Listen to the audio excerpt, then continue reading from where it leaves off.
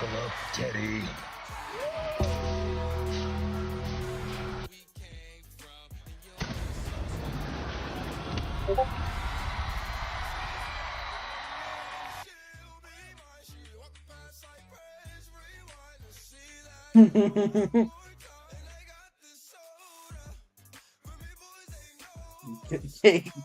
Chia? Candy Chia?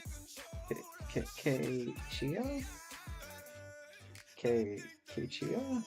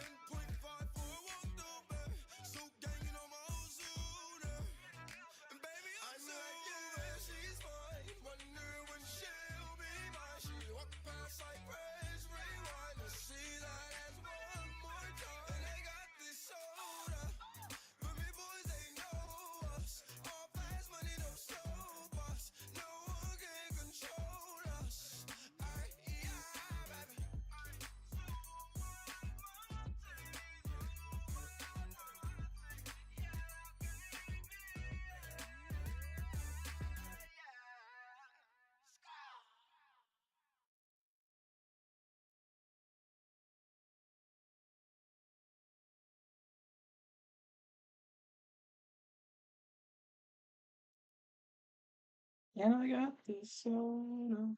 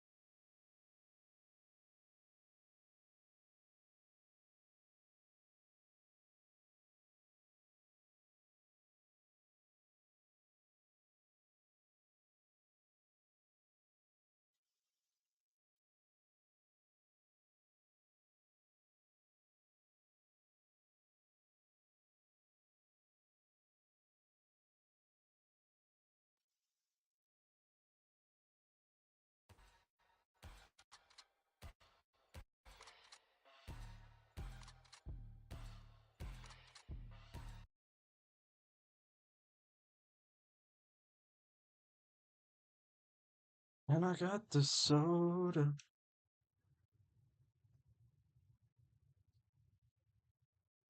Uzi boys, they know us. So cash money, no Starbucks.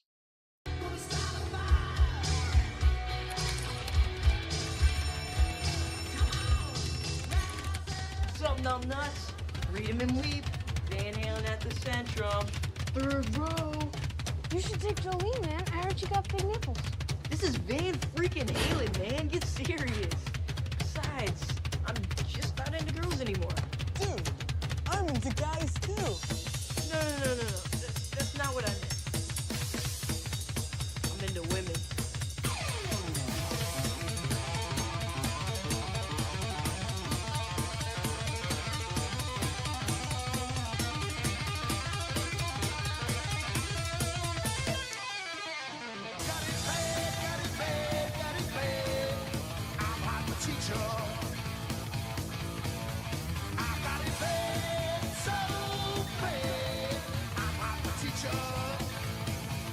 Mary, I got 2 tickets to Van Halen this weekend. What time should I pick you up? It is Miss McGarricle, Donnie, and that's cute, but I am your teacher, not your girlfriend. Whoa, Miss McGarricle, who said anything about...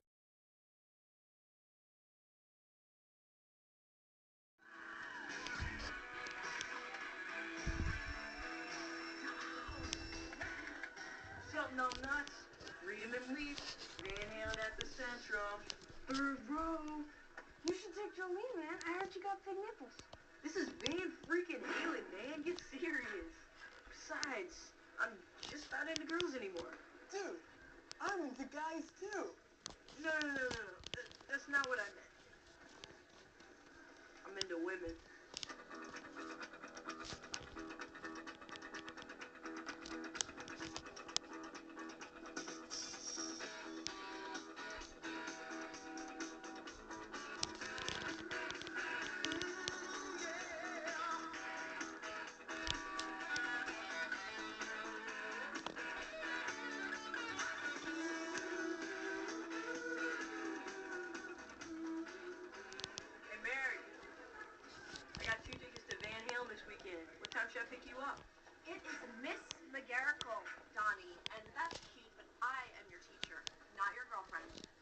Miss McGarrigle, who said anything about girlfriends?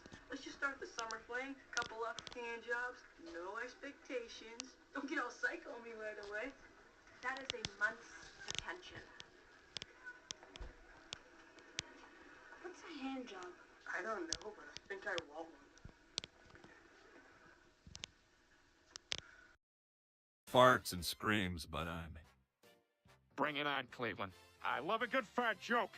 Or 2.5 hours of them. All right, here goes nothing. Fart nosy, that's track on, folks. Lives Cleveland, that sounded wet. What else you got? I can't believe I'm actually listening to this. Cause it's something, that's for sure. More farts, Cleveland. We gotta hear more of those sweet, sweet melodies. Screams, and that's the bonus track, yo. Ain't that a beauty? I think I'm scarred for life, but hey, it's all in good fun, right?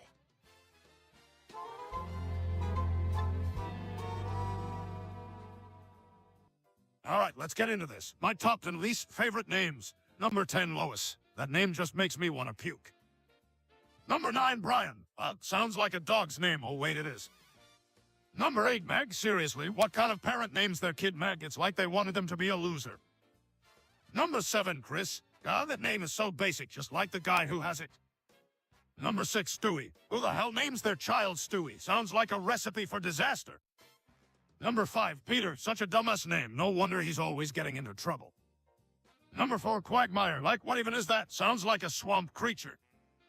Number 3, Cleveland. Oh, please, who names their kid after a city? Just tragic. Number 2, Joe. Short and boring, just like the guy himself. And the number one least favorite name, Mort. Just saying it makes me want to punch someone.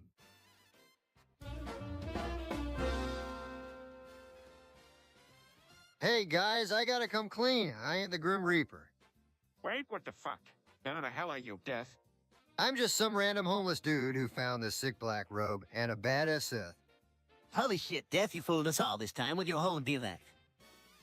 Yeah, man, sorry to burst your bubble, but hey, it's been fun playing the part.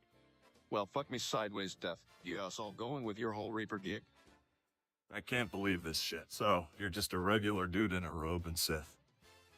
Damn, Death, you really had me spooked. I thought you were the real deal, man. Hey, Death. You may not be the Grim Reaper, but you're still a cool motherfucker in my book. Yeah, Death, props to you for keeping up the act. You had us all fooled, you sly son of a bitch.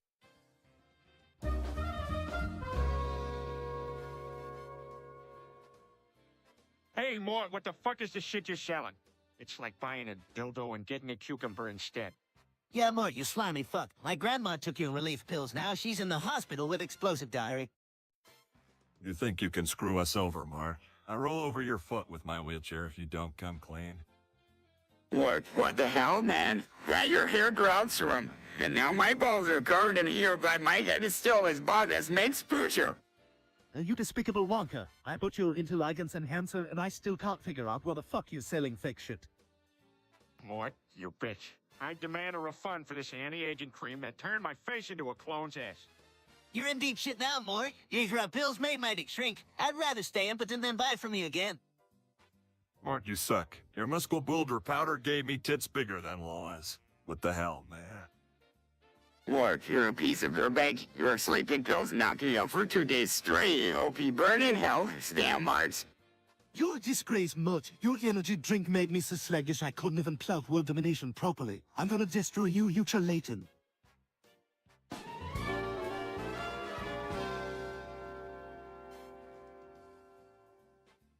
All right, listen up, folks. When someone sneezes, you gotta say good damn you instead of God bless you. Yeah, Jesus, tell him why. Let's hear it, buddy. When you bless someone after they sneeze, you're basically saying they have the devil in them. Fuck that shit. Giggity, that's right. We don't need the devil sneezing all over the place. Exactly, Quagmire. Saying good damn you's like putting a holy shield around them, protecting them from evil. Makes sense, Jesus. I'm on board with this new sneeze protocol. You got it, Brian. It's time to switch up the old traditions and bring in some badass blessings. Hey, yeah, Jesus. I'm all for some protection from the big guy up there. That's the spirit, Cleveland. Let's spread the word and make goddamn you the new sneeze mantra. I'm just here to collect souls, but hey, if it keeps you humans happy, goddamn you it is.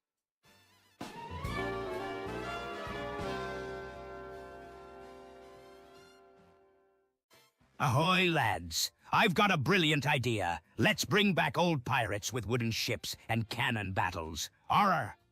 That's fucking awesome, Seamus. And now let's drink to that, you scurvy dogs. Giggity, I can already picture myself with a peg leg and an each, ready to plunder and pillage.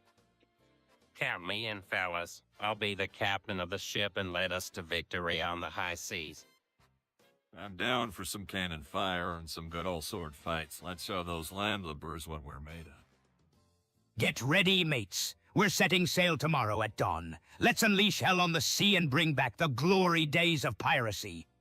I can't, Seamus. I'll make sure to pack plenty of rum for the voyage. I can't wait to plunder some booty and have some wild adventures on the open waters. It's gonna be legendary. Hoist the colors and prepare for battle, me hearties. We're gonna make Blackbeard look like a choir bowl.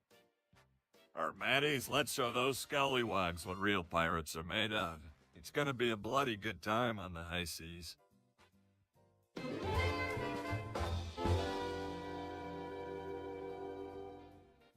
Good evening, Quahog. This is Bruce reporting for Quahog Fire News. We have breaking news tonight. Mayor Adam West gave his Stadi O Fuahog speech, and hoo boy, it's a wild one. Instead of addressing the collapsing city, Mayor West went off on a tangent about his Lego Star Wars sets. What the actual fuck, Mayor? I mean, seriously, the city is falling apart, and this guy is talking about his toys. What a fucking asshole. But you know what? Mayor West always has his head in the clouds, playing with his little plastic shit while Quahog burns. What a dumbass. The man is a complete joke. He should be running the city, not playing with goddamn Legos like a child. I can't believe this shit. Mayor West needs to get his priorities straight and stop with this Lego nonsense. But hey, at least we got some entertainment out of it, right? Mayor West, you're a fucking moron, but thanks for the laughs. This is Bruce signing off. Stay classy, Quahog.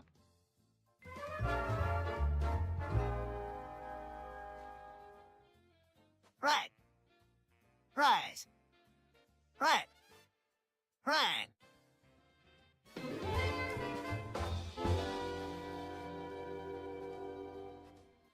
Good evening, Quahog. I'm Diane Tucker. No, you idiot, I'm Tom Tucker. Oh, Foo Kitty, this is gonna be a wild ride. Fuck it. Yeah, it sure is. We're switching roles tonight, folks, so bear with us. Fuck it. Bear with us indeed. Let's get to the news, Foo Kitty, shall we? Fuck it. Let's do it, Tom. Our top story tonight, Foo Kitty, Mayor West's new chicken tax proposal.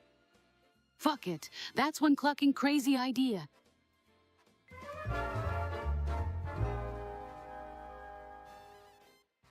Hey there, Brian. Heard you got in some legal trouble with Aardman, but let me tell you about my own lawsuit with Nickelodeon. Oh man, Bruce, it's been a rough time. What happened with Nickelodeon? Well, let me tell you, I made a SpongeBob porno parody, and boy did Nickelodeon come after me for that one. Damn, Bruce, that's rough. What did you do? I just put on that SpongeBob costume, and well, let's just say things got a little too adult for their liking. Ha, that's insane, Bruce. What happened next? Well, they sued my ass off, but you know what, Brian? It was worth it for the laughs. I can't believe you did that, Bruce. You're a wild one, that's for sure. Hey, when life gives you lemons, you make a porno. Am I right? Gotta embrace the chaos, Brian. You're right, Bruce. Thanks for sharing your story. It actually makes me feel better about my situation with our men.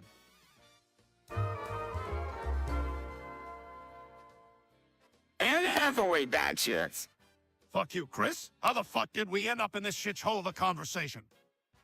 Oh, you want to talk shit, Carter? At least I'm not jerking off to Playboy Carter like you to losers. Shut the fuck up, partner. I bet you like cards notes saved on your fucking phone. You're a sick fuck, Hardman. Admit it. You'd let Carter rail you any day, you fucking cum guzzler. Oh, yeah? Well, at least I'm not the one with a Carter body pillow, Chris. You're a fucking disgrace. Suck my dick, Kurt. Your house is Chris Carter would have your serious with a 10-foot pole. Fuck you, Chris. I'd rather let Carter finger my asshole than listen to your bullshit any longer. Go to hell. Both of you can go fuck yourselves. I'm out of here. This conversation's more fucked up than a Carter music video. Good riddance, Hardman. We don't need your serious anyway. Kurt's still like it. Then if you can't handle it, you pussy.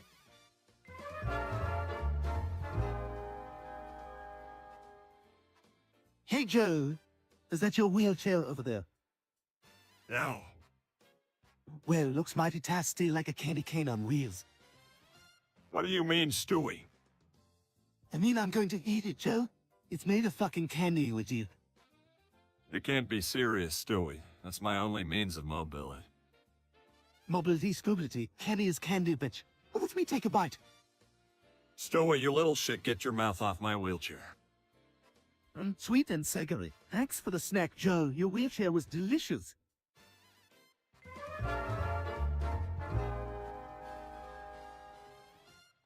Hey guys, I have something to tell you. I identify someone with Lou Gehrig's disease. What the fuck, Meg? You can just identify as a disease. Brian, calm down, Meg, honey. You're not making any sense. You can't just choose to have a disease. Yeah, Meg, that's like me saying I identify as a toilet. No, you guys don't understand. I feel like I have the symptoms and struggles of Lou Gehrig's disease, so I identify with it. Meg, that's absolute bullshit. You're just attention-seeking, as always. Meg, this is serious. You can't make a mockery of a real disease like that. Meg, you're being a dumphead stuff. Trying to be something you're not. Fuck all of you. I know how I feel, and if I identify someone with Lou Gehrig's disease, then that's my fucking right. Well, Meg, fuck you then. We're done with this bullshit. Get the hell out of here.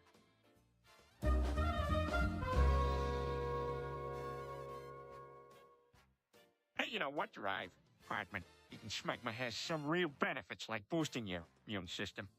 Absolutely, Peter. It's full of probiotics and nutrients that are great for your health.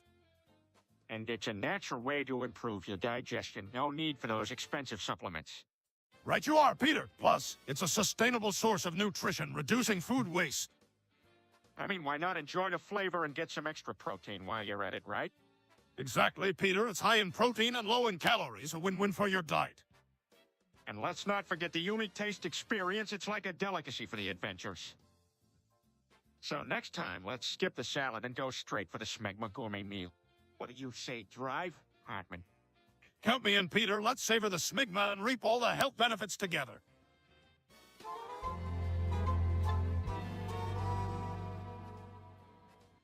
Hey, Lois, let me tell you why I love pounding my balls with a meat tenderizer. No, Lois, it's like a kicky kind of pleasure, you know, that the pain turns into this weird pleasure. Trust me, Lois, it's like a mix of pain and pleasure.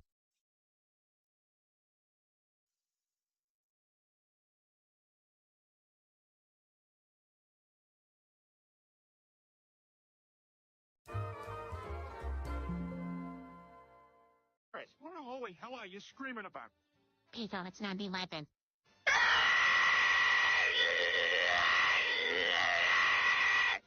That's right, Chris. Let it all out. All right then, everyone. Let's just stay quiet and respect the gravity of the moment.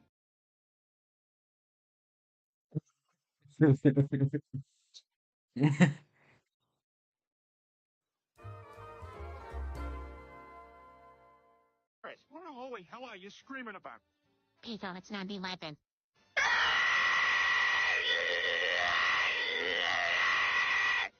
That's right, Chris. Let it all out. All right then, everyone. Let's just stay quiet and respect the gravity of the moment.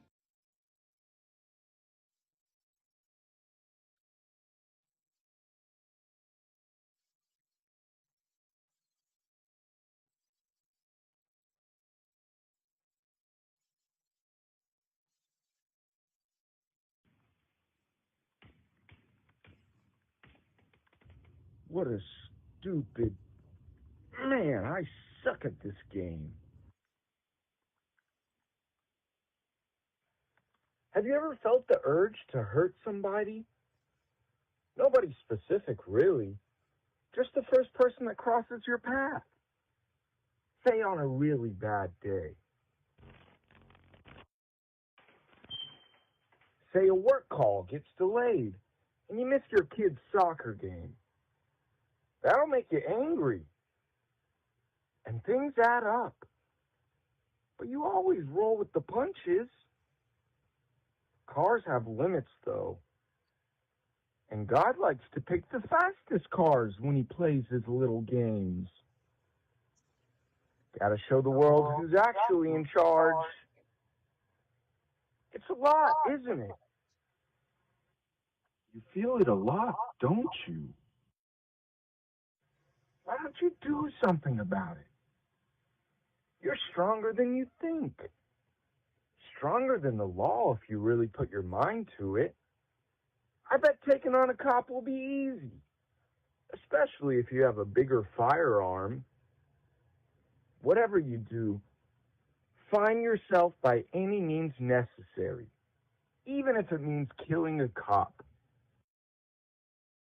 Think about it, buddy.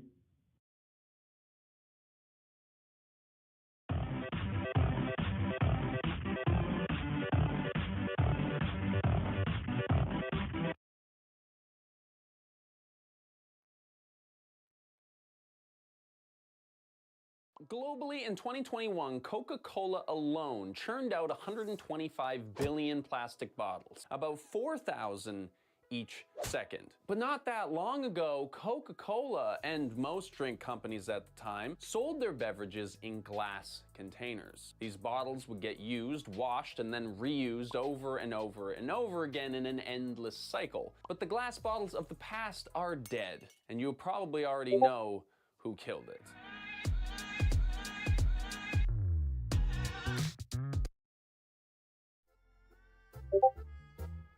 When Disneyland first opened back in 1955, the park operationally was very different than how it looks and acts nowadays.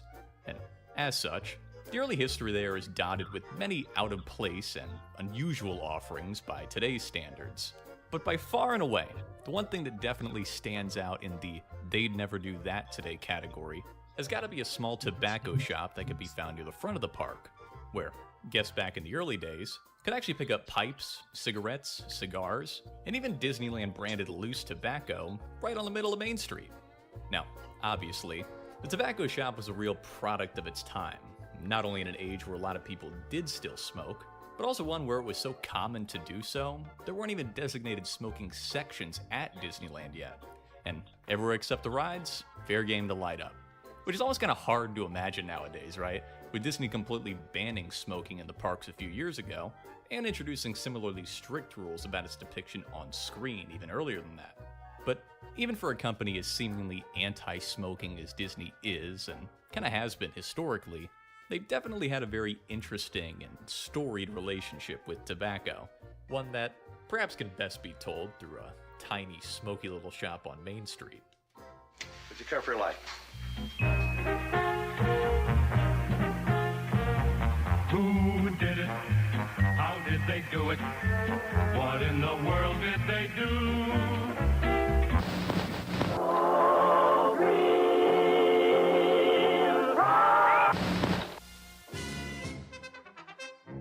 One of the very first instances of the tobacco shop appearing anywhere actually comes from the first episode of the Disneyland TV show back in 1954. This is a 1/4 inch to the foot scale model of Disneyland. When you come in the main gate, past the railroad station, down the steps and across the band concert park, straight ahead lies the heartline of America, an old-fashioned Main Street. It's a little hard to make out in the footage, but you can just barely see a sign labeled Tobacco Shop towards the front of Main Street, and another with the word cigars on it a few storefronts down, showing that some type of smoking shop had been planned for that area of the park pretty much since the beginning, even if the plans for where it would be exactly were still a little up in the air. Ultimately, though, the location further down the street was selected by the time plans for Main Street as a whole were completed a few months later, and the store would quietly open with the rest of the park in 1955 as a small, 2-room shop that sold a variety of cigarettes and other smoking accessories, like pipes, ashtrays, as well as, of course, complimentary Disneyland matchbooks with each purchase. Now, the reason I say it quietly opened was because unlike just about everything else on Main Street, the tobacco shop didn't see any real fanfare or even recognition from Disney at all at the time, and you'll be hard-pressed to find any mention of it in a TV broadcast, advertisement, printed promotional material, anything, which is part of the reason the shop is so obscure today, just not a lot of records of it. And I think a big reason for that, well, besides the obvious, was the fact that it didn't have a major sponsor behind it, giving it that same kind of funding and prominence that the other stuff did. Because if you know anything about early Disneyland, the park was basically built on partnerships with these big companies. whether it was Timex, Kodak, Coca-Cola, or something else. There were hardly any shops, restaurants, or even rides for that matter, that didn't have some brand or company attached to help fund it. Which I do find interesting, because if there was ever an industry that has always been prolific when it comes to different and especially new forms of advertising, it was cigarette companies, who even as early as 1951 were already sinking millions of dollars into the relatively new realm of commercial television through various promotions and program sponsorships. How about a good night cigarette, Ricky? Thank you, Lucy. Nothing but the best, huh? Natch, nothing but Philip Morris. And like we mentioned before in regards to the park's original sponsors, getting the opportunity to partner up with Disney, or at the very least have your brand plastered somewhere in a park that had been getting promoted by the Walt Disney on TV for the past year, wasn't one that any marketing-savvy companies were passing up, especially if they had the money to spend like any of the big tobacco brands would have. So it's safe to assume that it was a decision on Disney's part not to partner up with one, likely for the obvious reason of at least not so directly promoting smoking at a family theme park. You know, you can get away with telling the kids to buy some sugary soda over at the Coke corner, but you might run into an issue if you got Mickey telling you to go out there and pick up some Lucky Strikes. It's light up time. Be happy, go lucky. It's light up time. That might be a little too far. They didn't want to do that. Interestingly enough, though, the tobacco shop actually did have some outside funding behind it, just not from any big company or brand. I was doing a little bit of digging trying to find out who actually operated the shop originally, like who literally supplied and ran it, since Disney wasn't the one doing that initially, and the only name I could find was a C. Meyerson, who was mentioned as its tobacconist in a Disneyland newsletter from 1956. Oh, and by the way, did you guys know that the shop was originally called the Tobacco Nest for some reason? Before pretty quickly just becoming the Tobacconist spelled normally. I had to look it up. Tobacco Nest is not a thing. I don't know why they called it that. Anyway, I couldn't find anything else about that C. Meyerson name upon further inspection. And it wasn't until I was looking into some random online auction I found for one of the signs that used to be on the front of the shop that they talked about how it was actually being sold from the estate of a Henry Fennenbrock, who was apparently the original owner for the shop's first 5 years. And so I started looking around for a bit more info on this guy, and I wind up at a place called pentrace.com, which appears to be some type of pen enthusiast website. And hey, listen, you guys know me, I'm not judging, okay? We can like pens. And I end up getting a whole biography, this whole tale, really, of this guy's life story. You know, how he grew up as an orphan on the Lower East Side of New York back in the 1920s, and made a living by going around to all the pawn shops to buy, repair, and then resell the old broken fountain pens. And how he traveled all over the country doing this, before eventually opening a liquor store in Detroit at the end of Prohibition that was subsequently closed due to claims of bad liquor.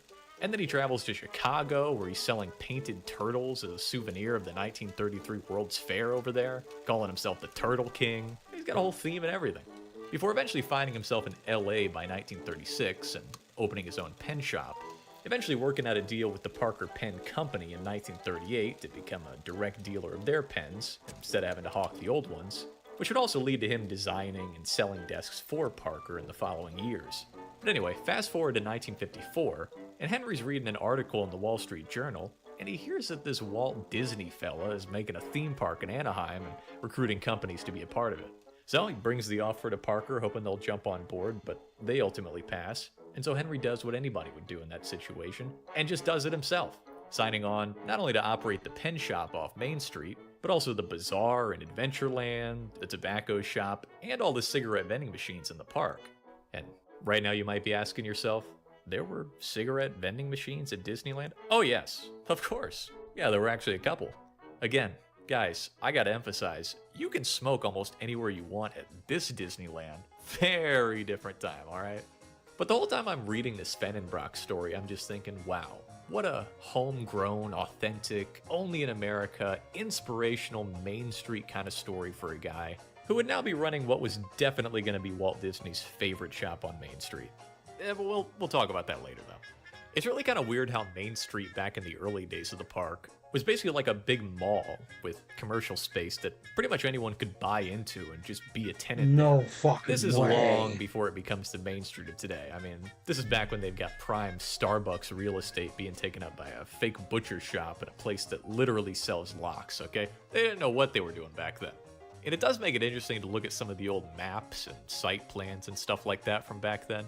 And when you see Main Street broken up into blocks, you know they mean it. It's not just one big connected Disney-owned mall like it is today.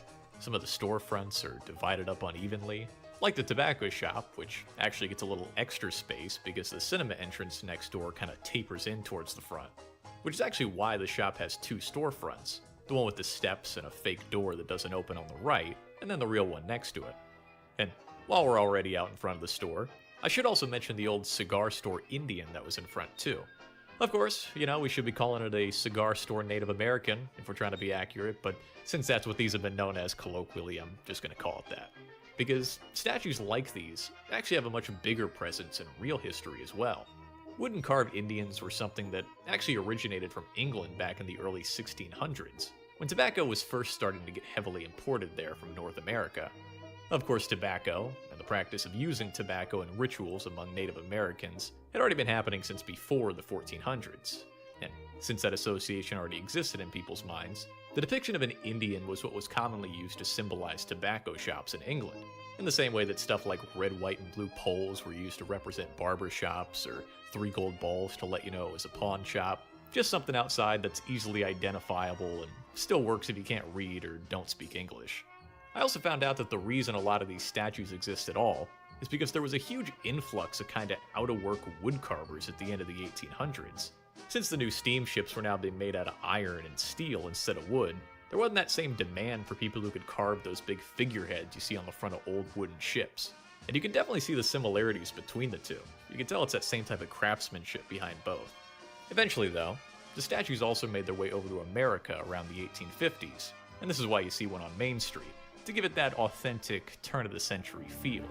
Turn-of-the-century Main Street, USA is lined on both sides by quaint shops that add flavor to the nostalgic atmosphere typifying 1900 America. And what a flavor it is. Plus, the real-life versions of these statues had basically already been outlawed since around 1910, when sidewalk obstruction laws first started to get introduced in America. And most of the carvings they were using just got thrown out or rotted away over time. Because even by the 1950s, cigar store Indians were already considered a novelty since they had been gone for so long. Another reason they probably thought it would have been neat to have one at Disneyland. It's actually kind of funny because I mentioned earlier how there isn't that much documentation of the tobacco shop at Disneyland because obviously that's not really something you want to bring attention to, you know? They're not taking photos and selling postcards of that storefront. But one of the only reasons we have as many photos of the shop as we do is because people love taking their picture with the Indian, since it's basically one of the only things you can kind of pose with on Main Street. I should also note that there was a second one of these figures in Frontierland too, over by the trading post, that was added a couple years after the park opened in 1959. It seems to be pretty much identical, aside from a different colored cape, and it looks like it came out of the same fiberglass mold as the original one. So I'm guessing this was just to provide another spot for that photo op. Maybe create less traffic jams on Main Street, who knows. I mean, you hate to say it, but the tobacco shop has got to be a pretty high traffic store back in the day. Because I'm telling you, there is going to be hell to pay if Dad runs out of cigarettes on Autopia again. We can't have it. We just can't have it. Now, if we could just zoom out for a moment, because this is a lot of smoking and tobacco related stuff for Disneyland. Because surely by now they had to have at least known cigarettes weren't good for you. I mean, there had been studies going as far back to the 1920s and 40s suggesting there was a possible link between smoking and lung cancer. And by 1957, it was a scientific fact that smoking led to a, quote, increased incidence of lung cancer, as per scientists from the US Public Health Service and the Surgeon General. And really, anyone who's using their brain can tell it's not good for you even before the science confirms it. The coughing, the hacking up mucus, I mean, you're literally inhaling smoke on a regular basis. Even the firemen back then knew not to do that. Just the rise of tobacco use at that time was really the kind of thing that only could have happened at that specific point in American history, where you've simultaneously got not only the ability to suddenly industrialize the manufacture of millions upon millions of cigarettes for the first time ever, but you've also got the brand new mediums of both radio and television to now market that same tobacco on a whole new generation of consumers via advertising and product placement. And when you look at some of the smoking statistics from back then, you realize that's exactly what happened. You know, it's very easy to forget that cigarette use used to be everywhere in the early days of TV. In the ad breaks, the sponsorship segments. It's Bel Air, of course. The straight-up commercials they'd run with the dozens of animated jingles. Western tastes good like cigarette should. I mean, it's almost miraculous that with how TV-centric early Disneyland was, that there aren't more weird connections to smoking in some way. Even the guys they got showing up for the park's opening day broadcast have a whole history of advertising for cigarettes. The only things Walt Disney ever advertised like that back in the day were cars, alright? Fine American automobiles. Nothing bad there.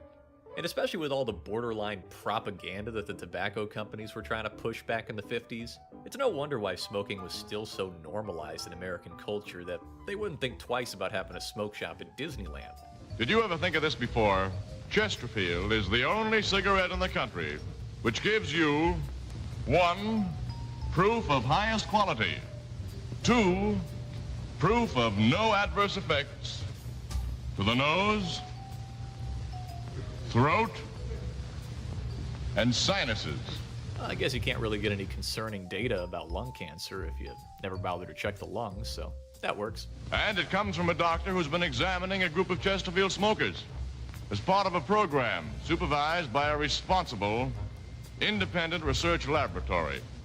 That the ears, nose, throat, and accessory organs of all participating subjects examined by me were not adversely affected in the 6 months period by smoking the cigarettes provided. That's crazy because you would think that the introduction of tar into the human lung would count as an adverse effect, but hey, I'm not the doctor here. And if I was the doctor here, I'm sure I'd be smoking Camels. What cigarette do you smoke, Doctor? The brand named most was Camel. Yes, surveys show more doctors smoke Camels than any other cigarette. Yeah, well, if all your doctors were jumping off bridges, would you go smoke a cigarette with them? No, I didn't.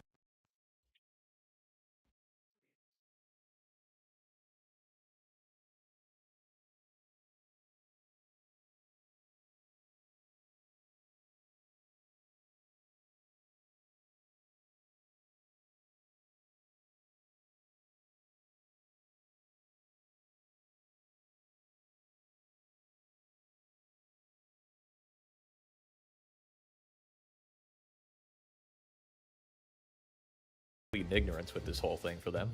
But to be fair, I was actually surprised with how hard the animation goes against smoking, with Goofy's depiction of a nicotine addiction not really pulling any punches or sugarcoating what that looks like. The average man's habit of smoking leaves its marks deeply imprinted upon his surroundings. With tobacco, the smoker finds relaxation and contentment. Well, it's nice to see Goofy doing his best Walt Disney impression. It must have used him here as animation reference, like that deer in Bambi. Ah, that cool inhale with coffee and toast. A fast exhale while leaving for work. Ah, the soothing fag to face the day's toil. Well, I'm sorry, the soothing what? The inveterate smoker gets a strange desire to rid himself of the habit. And the whole point of the short is basically to show how difficult it is to actually quit smoking once you start. As we watch Goofy suffer through all the inescapable cravings and withdrawals that trying to quit cold turkey will leave you with. What did I quit smoking for? I like smoking. I'm no quitter. Get a lot of pleasure smoking. I love smoking. It's my hobby. Man, I knew Goofy was gonna relapse. I just saw him at the tobacco shop the other day. The poor guy's never gonna get off the stuff. Overall, though, the cartoon does a pretty good job of showing what nicotine does once it gets its hooks into you. And the whole thing works as a sort of halfway PSA against smoking, which is actually somewhat ahead of its time, since most of the famous anti-smoking stuff from that era wasn't really happening until the 1960s. But when you consider the fact that the original voice actor for Goofy, Pinto Colvig, was himself a lifelong smoker who actually tried to promote awareness about the health risks of tobacco, and even supported those early bills that would have required warning labels for cigarettes, it all starts to make a bit more sense. This is back during a time when Congress was first pushing for those old cigarette smoking may be hazardous to your health labels in the early 60s. Which, of course, the tobacco companies were pushing back on as much as they could, and you wouldn't start seeing until 1965. The mid-1960s is also a very interesting era for the tobacco industry as a whole, since this was right when all the negative health implications of smoking started to go public in a much bigger way. You see, for years, the biggest problem was the fact that the science was not getting the same publicity that the propaganda was. Because when people publish studies and reports about how smoking kills you, that might end up in a magazine at best, if it ever leaves the realm of academia. Meanwhile, you got every tobacco company under the sun funding entire television shows just to keep smoking in your face. But once the Federal Trade Commission got involved after the Surgeon General's report in '64, and now you've got multiple parts of the government bringing attention to the situation, now it's suddenly on TV in a very big way. And you're not just getting the glamorized depiction of it anymore. Here now is CBS News correspondent Harry Reasoner. This is the exhibit hall at the annual convention of the National Association of Tobacco Distributors, and some of the products being shown to these 6,000 wholesalers. Last year, this country produced and distributed $8 billion worth of tobacco products. There are something like 1.5 million retail outlets for cigarettes, and $150 million worth of cigarette advertising, with the ethical and moral problems it poses for all media, especially television. This is the size of the economic edifice that would be threatened by any substantial and permanent change in American cigarette smoking habits. Meanwhile, back over at Disneyland, the original lease for the tobacco shop, that was signed back before the park opened by Henry Fennenbrock, would eventually expire after 5 years of the park being open in 1960. And with Disneyland now being financially stable enough on its own that it didn't need all those old small-scale leasees, Disney chose not to renew, which was really for the best. I mean, seeing as how smoking was rapidly becoming more and more frowned upon by the public, this was really the perfect chance to retire the shop and put an end to what was unfortunately seen as kind of a necessity to have back when habitual smoking was so commonplace. And the tobacco store at Disneyland would finally close down in 1960... Hold on a minute, guys. I got something crossed out in my script here. Let me just double check something. Alright, so it turns out the tobacco shop didn't close in the 1960s. I don't know why I thought I could have made such a fair assumption like that. This is Disneyland we're talking about. All bets are off. And it would seem that Disney themselves just took over the shop after the initial lease expired, because there aren't any other names that come up as an owner or operator after Fennenbrock. Well, except for maybe the elusive C. Meyerson. I still have no idea who that guy is, by the way. See. In fact, the shop was operating so hard in the late 60s that when they were putting the plans together for Disney World over in Florida, they made sure that Magic Kingdom also got its own tobacco shop. Now located on the other side of Main Street, closer to this park's castle instead of the main gate, this version of the shop somehow manages to be even more obscure than the original one at Disneyland, because I don't think we have any photos of the inside of this one at all, and only a few exist of the exterior and the sign that was in front of it. But, as you can probably guess, we do have a picture of the Indian. I'm telling you, people love getting their picture with these guys. Which was itself another duplicate of the original one that had its own counterpart in this park's Frontierland as well. Now, one of the more interesting differences between the two shops was what all they sold, because the first tobacco shop in California mostly dealt in pipes that were produced elsewhere and just sold at Disneyland. And if you were in the market for a specifically Disney park smoking souvenir back in the 1950s, you were really only going to end up with something basic. Probably just a little corncob pipe that says Disneyland on it, maybe one of the pouches or tins that also has the name. Or, if you were looking to really splurge, you might even get one of the official park lighters for a shocking price of, and guys, brace yourselves, you're going to love this, a whole $1. $1? What am I, made out of money here? What's next? You guys are going to be asking me for more than 15 cents to get an ice cream? I mean, come on. Oh, hey, Walt. You know, we're actually going to be talking about you in a minute here. Just sit tight. But by the time the Magic Kingdom shop opened up during that first stage of Disney World as a resort, you know, back in the heyday of the whole Vacation Kingdom era, the concept of a Disney-branded souvenir was in full swing by now, which means we've got many, many different kinds of pipes with Walt Disney World stamped onto them, and boxes of cigars with that logo printed onto the wraps. Even custom-made Disney World cigarettes were for sale now. And really, I don't know where I'd be without, once again, internet hobbyists giving me so much info while researching obscure history like this. Because thanks to online pipe collectors like these guys, now we can have an entire montage of items you would never see in a million years be sold today. So thank you, tobacco enthusiasts. This one's for you guys. Step right up, step right up. We got it all at the Magic Kingdom Tobacconist. We got briarwood pipes, Chariton pipes, French pipes, pipes that say Walt Disney World, pipes that just have little Mickey ears on them, smooth pipes, rugged pipes, even pipe stands for when you finally get sick of your pipe and just gotta put it down. But we also got handmade Disney World cigars that were proudly made by Cuban craftsmen. And wait a minute, are these legal? Is it Cuban? Is it legal if you get the seeds from Cuba and just grow them in Tampa? I don't know, but that is a beautiful box of cigars nonetheless, and I'm not just saying that because of the 70s artwork. Oh my god, these cigars, did you get these at Disney World? Oh no, I just addressed my inquiry to the Main Street tobacconist and he sent them right over. No problem. And don't forget, all this branding also spilled over to Disneyland too, where they started to get some of the newer merchandise throughout the 70s, with some different lighters and pipes to go along with that classic special blend of loose tobacco. And no worries, it's only mildly aromatic, so you're really not going to be bothering anybody when you're standing in line for Dumbo. Throughout the rest of the 1970s though, both the tobacco stores in Disneyland and Disney World continued operating really without any issue. But meanwhile, back in the real world again, the tobacco industry was taking its first big lump the same year that Magic Kingdom first opened in 1971, when cigarette commercials were finally banned outright from being shown on TV. That is the last half hour on which it is legal to sell cigarettes on radio or television in the United States.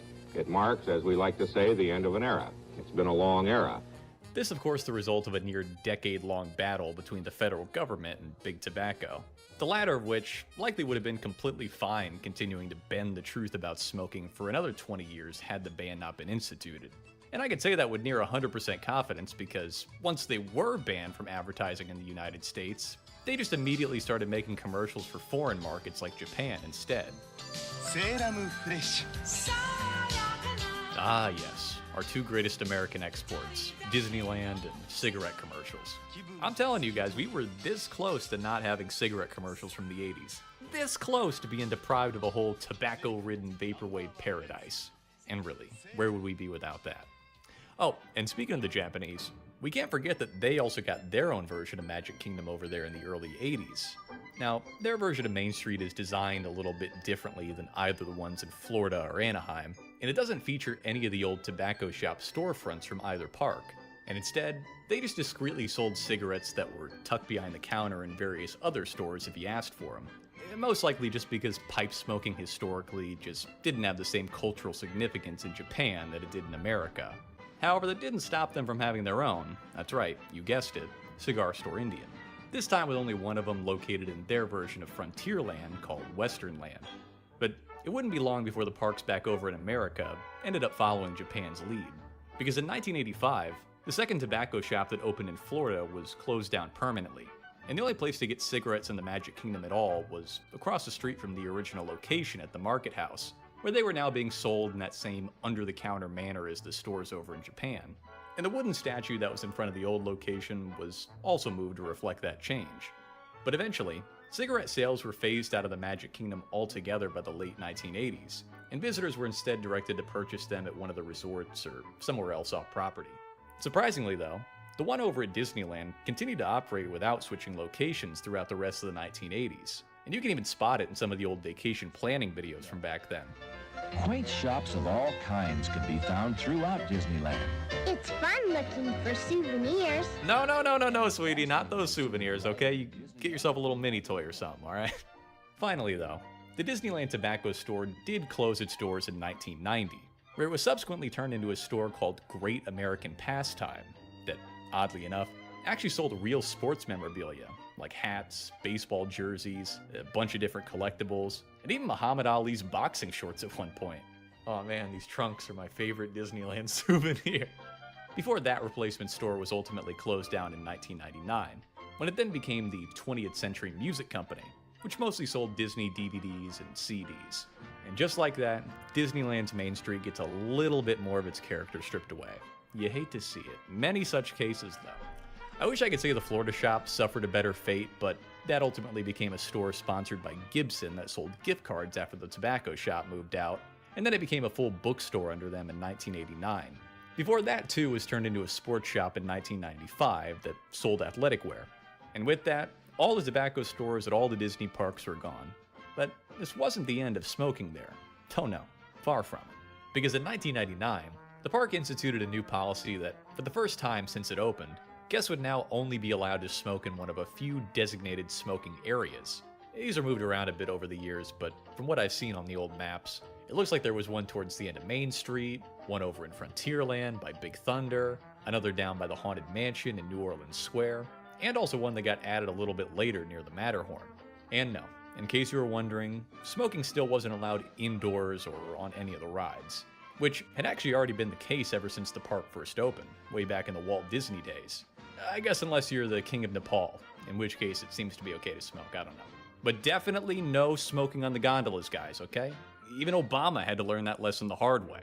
You could still kind of hang out in the park, and so we went into the gondolas. And I'm ashamed to say this, so close your ears, young people, but a few of us were smoking on the gondolas. Well, no, these were cigarettes, people. It's called Zaza.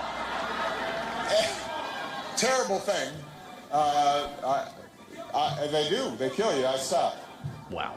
It just goes to show, even a man thrown out of a Disney park for smoking on the attractions can one day be an attraction himself. I mean, this place, it's really magical. But, you know what I remember about it was, at the end, they said, you're going to have to leave, sir, for breaking the rules of the Magic Kingdom, but you are welcome to come back anytime. Which I thought, well, that was nice of them. Anyway, those are my memories of Disneyland.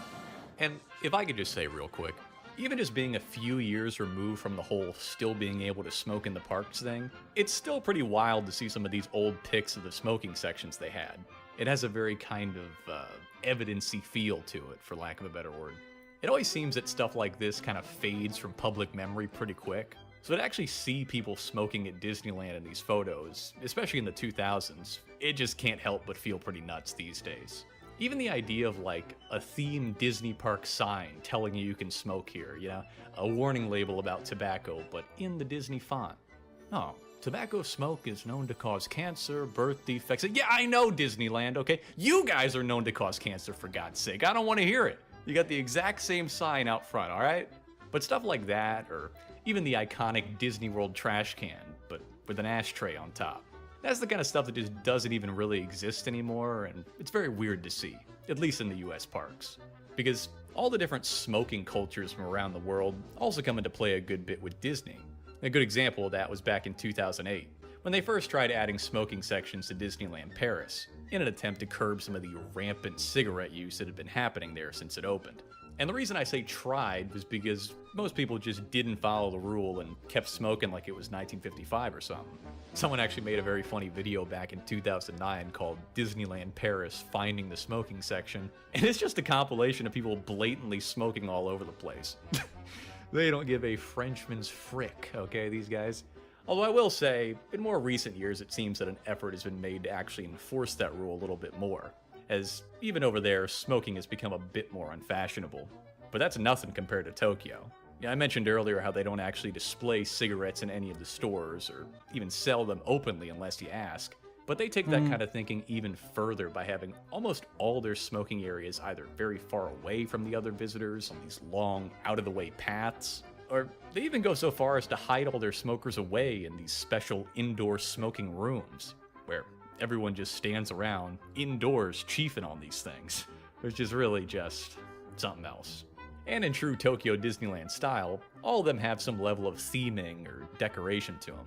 And hey, you can say what you want about Japan, but I'll tell you this right now. None of our smoking sections have hidden Mickeys in them. Clearly, we're the ones doing something wrong.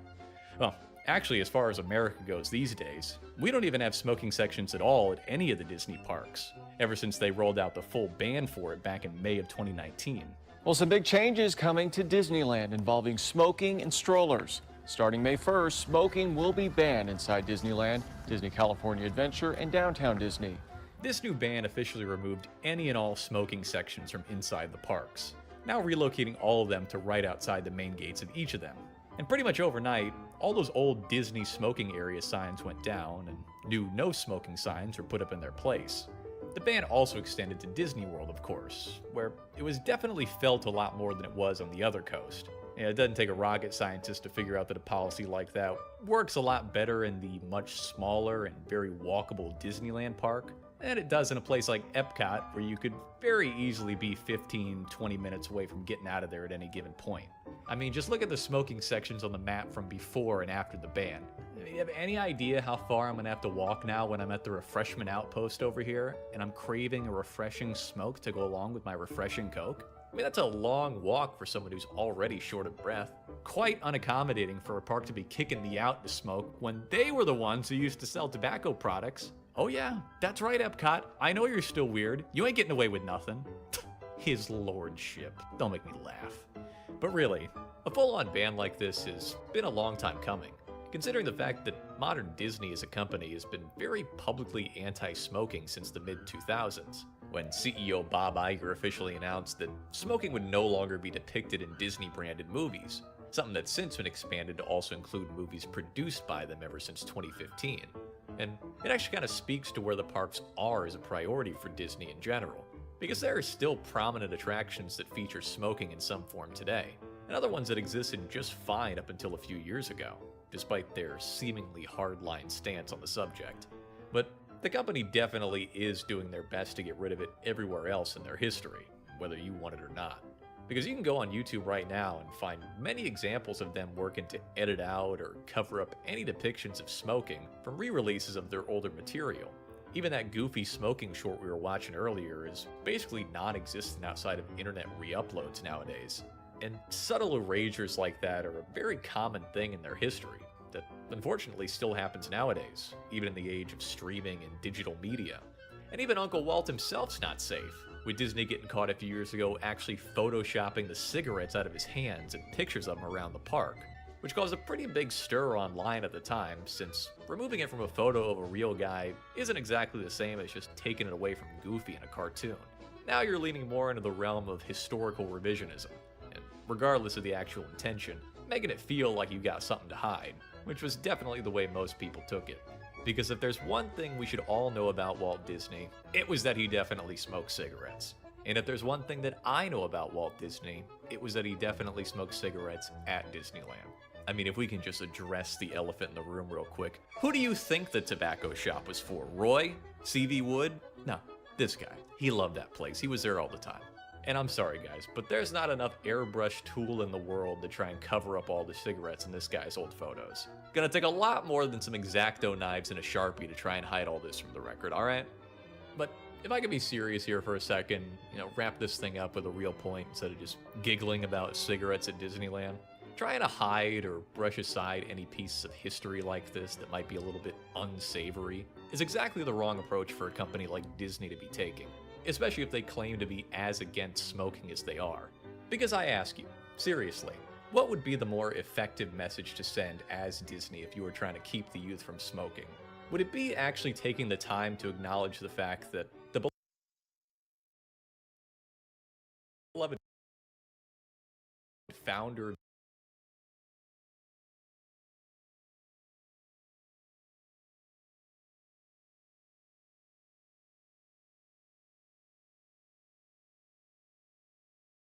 your company died years before his time because of something even he admitted was a bad habit, and really bring home the senselessness of that loss by imagining all the things he specifically could have done with that extra time? Is it better to do that, or is it better to just cover up all the evidence of everything smoking related that he and the company have ever done, and never talk about it to a point that some guy on YouTube now knows more about the company's own history with tobacco than the CEO probably does?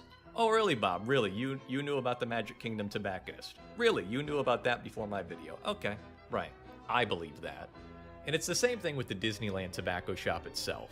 The fact that this thing even existed at all really just gives you the big picture of how differently smoking was looked at in American culture back then, and how the widespread normalization of something that was quite literally carcinogenic could still be so pervasive that it crept its way into Disneyland, and left behind a whole messy legacy that we're really just now starting to clean up, let alone talk about. But I think we can all be glad that we're far away from the days and societal circumstances that spawned the tobacco shop to begin with, even if life is just a little bit less catchy without those old cigarette jingles. The filter lets the flavor through. Winston tastes good like a cigarette chew. Thanks, Walt. Always glad to help a friend in need, Jack. Goodbye.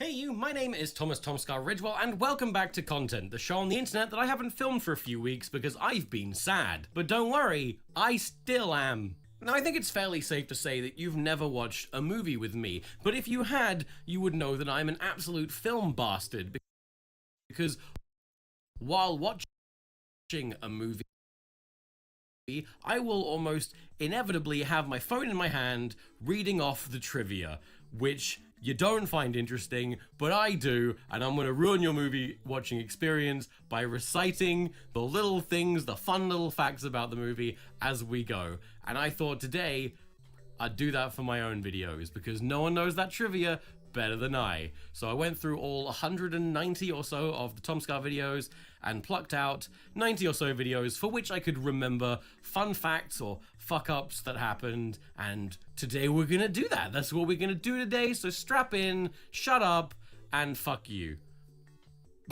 So starting off with my first ever video, we have Tomscar's Day Out, which was a 15-minute long vlog, but it had to be cut to under 10 minutes long because it was uploaded so long ago on YouTube that it literally did not allow videos over 10 minutes. It couldn't handle them. So whatever was in those 6 or so minutes that I had to cut out, I'll never know. I'll never remember because I drink a lot. Kilbing, my first ever comedy sketch. You may notice that I'm wearing a checkered wristband. Not that unusual for me, I like my checkered stuff, but on the wristband is a little red bow. What's that little red bow? That's right, it's from my girlfriend at the time's underwear, because I was 16 and thought, that's not super weird, dude. It is. It is weird. Also, eagle-eyed viewers may have noticed that for a few years, this video was just called Kill, as I was having a pretty hefty falling out with my old best friend Bing, and his name wasn't in the title just for that amount of time. Procrastination Productions is my first ever student film, and it was already a parody of other student films, specifically amateur filmmakers that thought themselves to be more talented and important than they really were, and it went up for a film award at my school, and they played it at a little cinema, and everyone clapped and they loved it, and it lost the award to a fucking bullshit student film where a guy runs in a tunnel and he tries to escape, and then when he gets out one end he's just back at the start again, and that's the whole film,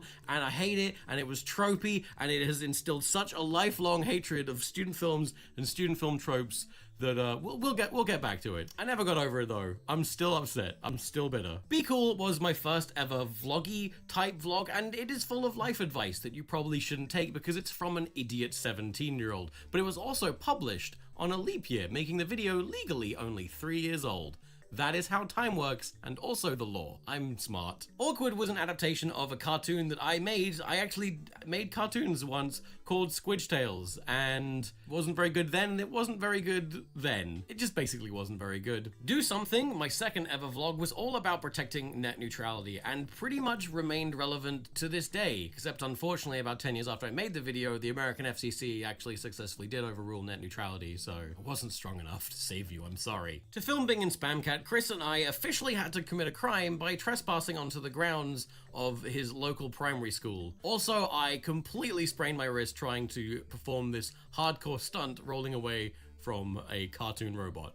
So, ow. Ed's birthday. This now unlisted birthday present / tribute to my friend on his birthday unfortunately took too long to actually make, so it was uploaded after he went to bed, thereby missing his birthday.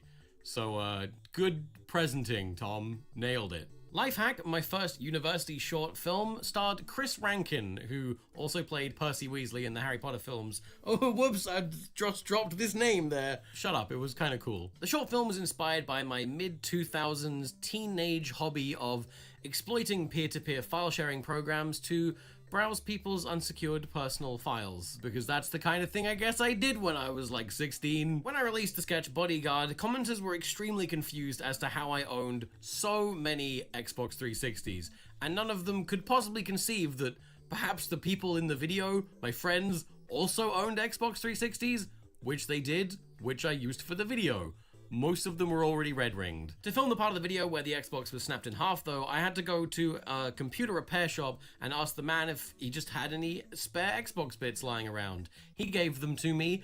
When the video came out, I showed him the video, and he was surprisingly angry. I think he thought I was just some sort of amateur fixer-upper and not a man who was going to saw an Xbox in half. Sorry. To blow up the suitcase in Tom Scar vs. Christmas, I filled it with actual fireworks. Just straight up exploding fireworks, which I was standing very close to film them. One of them went sideways, hit a bus, and exploded. I've committed a lot of crimes in my life, which I will probably never answer for. For rest of movie 2, the I Like Trains kid was originally played by my 10, I want to say, year old little cousin. I ended up not going with those lines, obviously, but they did still sound quite adorable. I like trains! Muscle School, one of my least viewed sketches. The most interesting thing about this video was it had a carrot in it. You might not think that's interesting, but boy howdy did every single commenter think it was a dildo. It was a carrot. Psycho Girlfriend Smashes Xbox, which again, not real and not actually my girlfriend, was inspired just by this friend's temper when she played games. And I thought, hey, we could exploit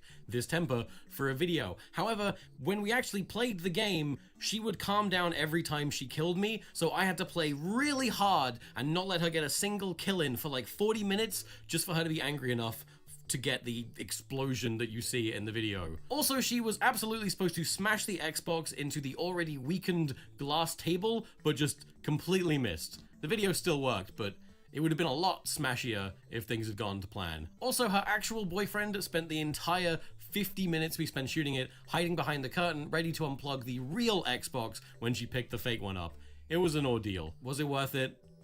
We'll never know. Pinned Down was a sketch that came while I was hiding behind the curtain. Also, her actual video still worked, but it would have been a lot smashier if things had gone completely supposed to enough to get the and not let her get a single kill in for like 40 minutes just for her to be angry enough to get the explosion that you see in the video. Also, she was absolutely supposed to smash the Xbox into the already weakened glass table, but just completely missed. The video still worked, but it would have been a lot smashier if they hiding made roads that we'll never know. Pinned Down was a sketch that came while I was trying to do weekly uploads on YouTube, and I didn't write the sketch. In fact, someone had already made the sketch. I just found it on YouTube and messaged them and said, "This is funny, can I remake it for my channel?" And surprisingly, they said yes, and I made a much worse version. I don't know why I did this. Why? So you remember how I really hate student films because I didn't get an award that one time? Well, in my second year of university, I made another student film called A Student Film, which once again continued to be a satire of student films because I am that bitter.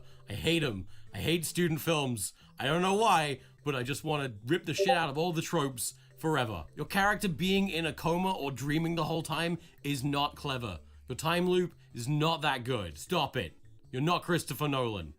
Marmite is Terrible was my first ever official sponsored video. Bearing in mind that it has now garnered over 22 million views, you'll be glad to know that I was paid a grand total of £100 to make it. Do you have any idea how much a company would pay to get a video with 22 million views with their brand name in the title these days? A lot more than £100. Glitch was an experimental re-edit of another university short film I made called Cacophony. The most significant part of it, though, is that I filmed it in the abandoned Lincoln Lunatic Asylum. So, the fact that there were no banned short film I made called Cacophony, the most significant part of it, though, is that I filmed it in the abandoned Lincoln Lunatic Asylum.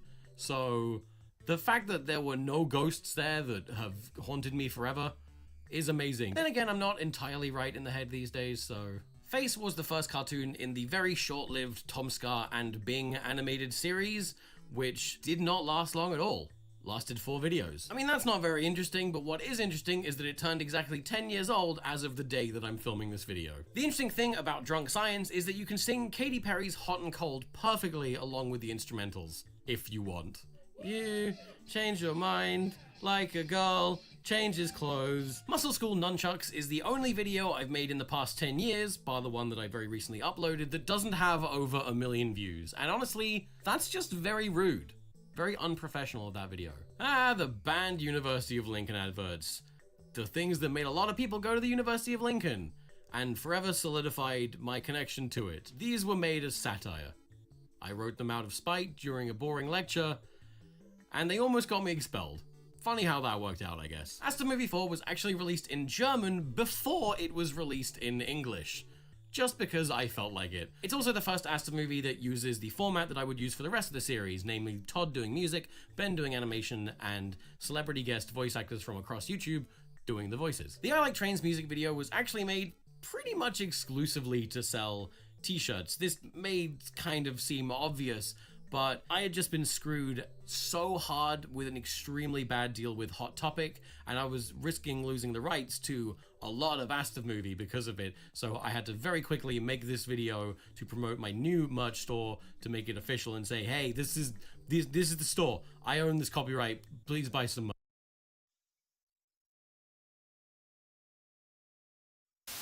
I like singing. I like dancing. I like trains. I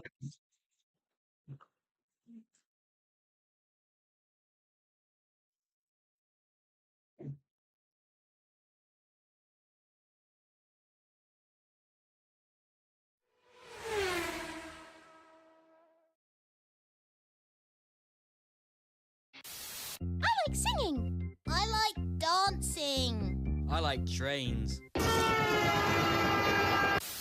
Hey kids, I brought you some cookies. I like trains.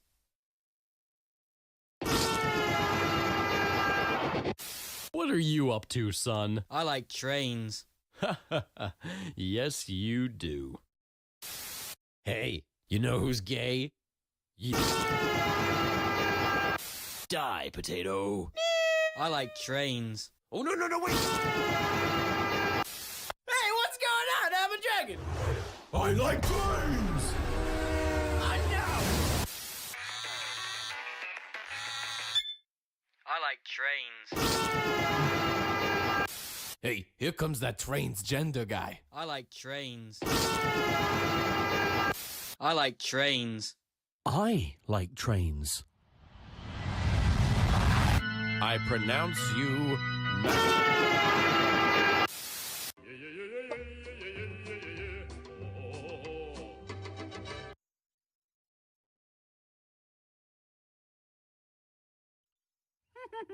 Ooh, I can't wait for my first fire. Is that one? That's just someone barbecuing. Oh. Oh, there's smoke coming out of your oven now. Oh, that isn't smoke. It's steam. Steam from the steam clams you're having. Will you two shut up? People are trying to sleep. Superintendent, I hope you're ready for help. No. Time to Global Hyper Meganet. Junior Vice President Homer Simpson speaking. How may I direct your call? The house is on fire! Help! Help!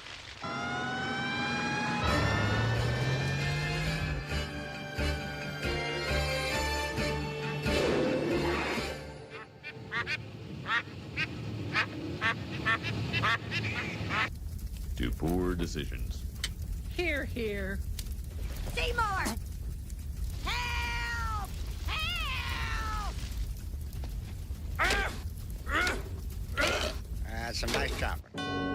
She didn't grab our attention with memorable catchphrases or comical accents.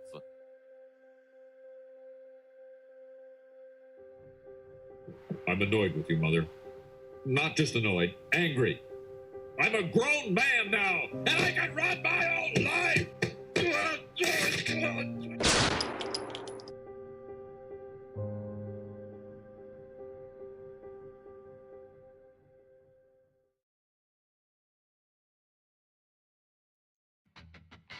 Some cars arrive at a track so obviously different that they become the subject of urban legend, like the story that Richard Petty drove a car in the 1968 Daytona 500 with a vinyl roof, which started to peel off during the race.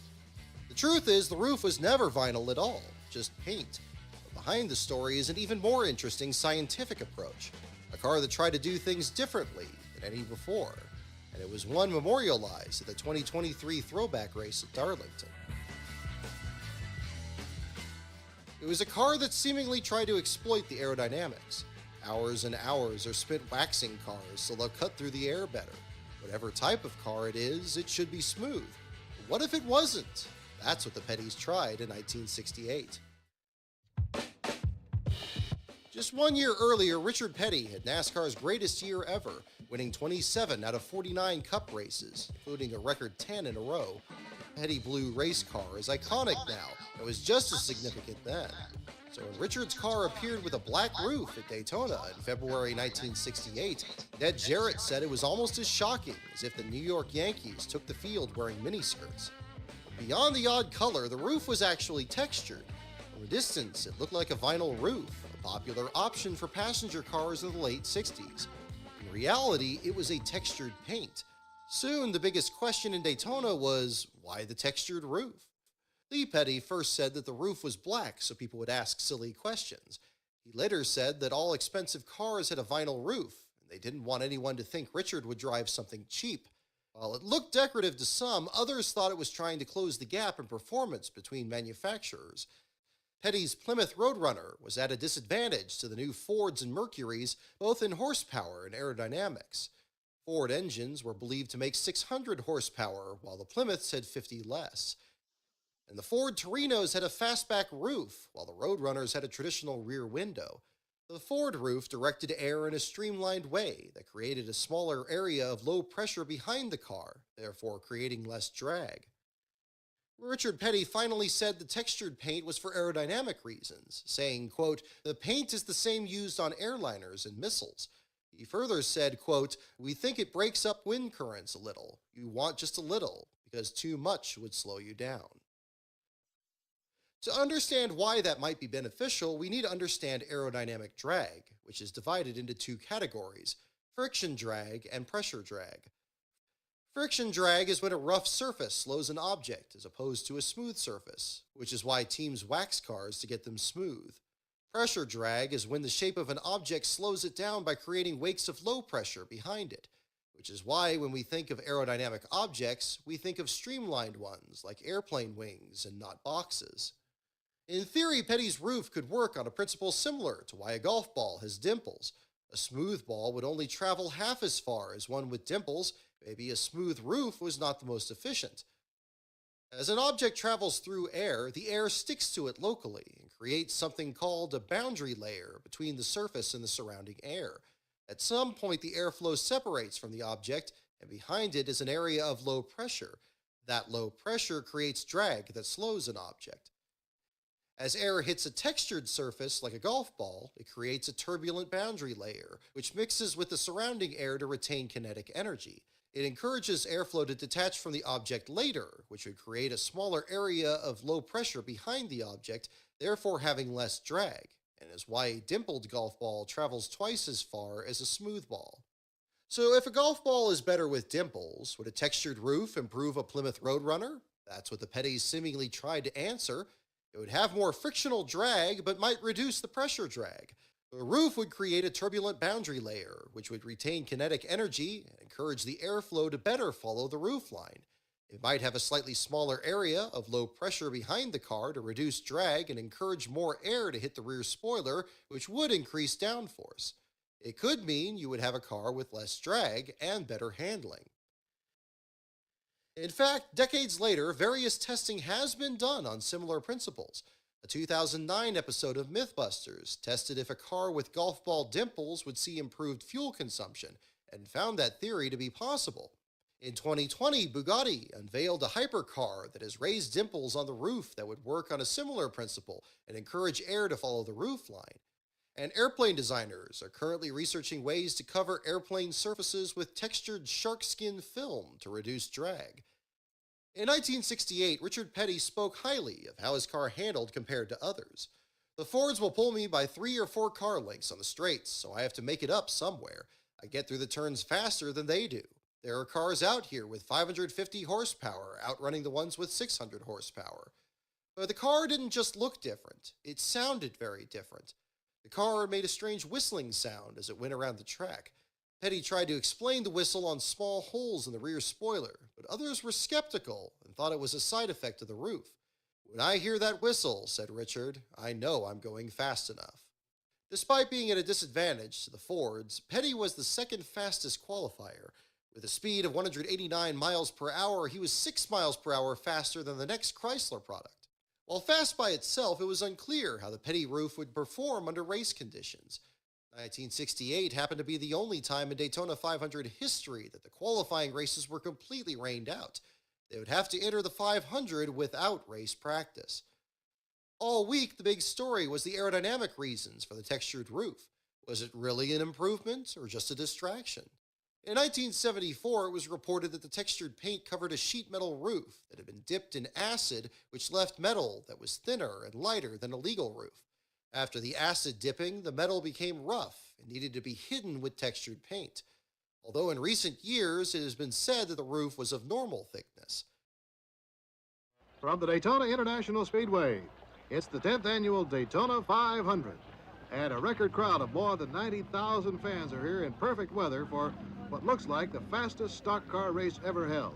It certainly will be if the qualifying speeds are any indication, because we have an almost unbelievable 189.222 on the pole set by Cale Yarborough in a 68 Mercury Cyclone. Number 43 is Richard Petty on the outside of row 2 in a 68 Plymouth Roadrunner. And here they come, and Yarborough slides right down from his inside pole spot to take that lead around the first one. Richard Petty, however, drops back as Leroy moves right into number 2 spot, and Petty has dropped back into the slot at 3, and David Pearson's giving him quite a challenge for the number 3 position.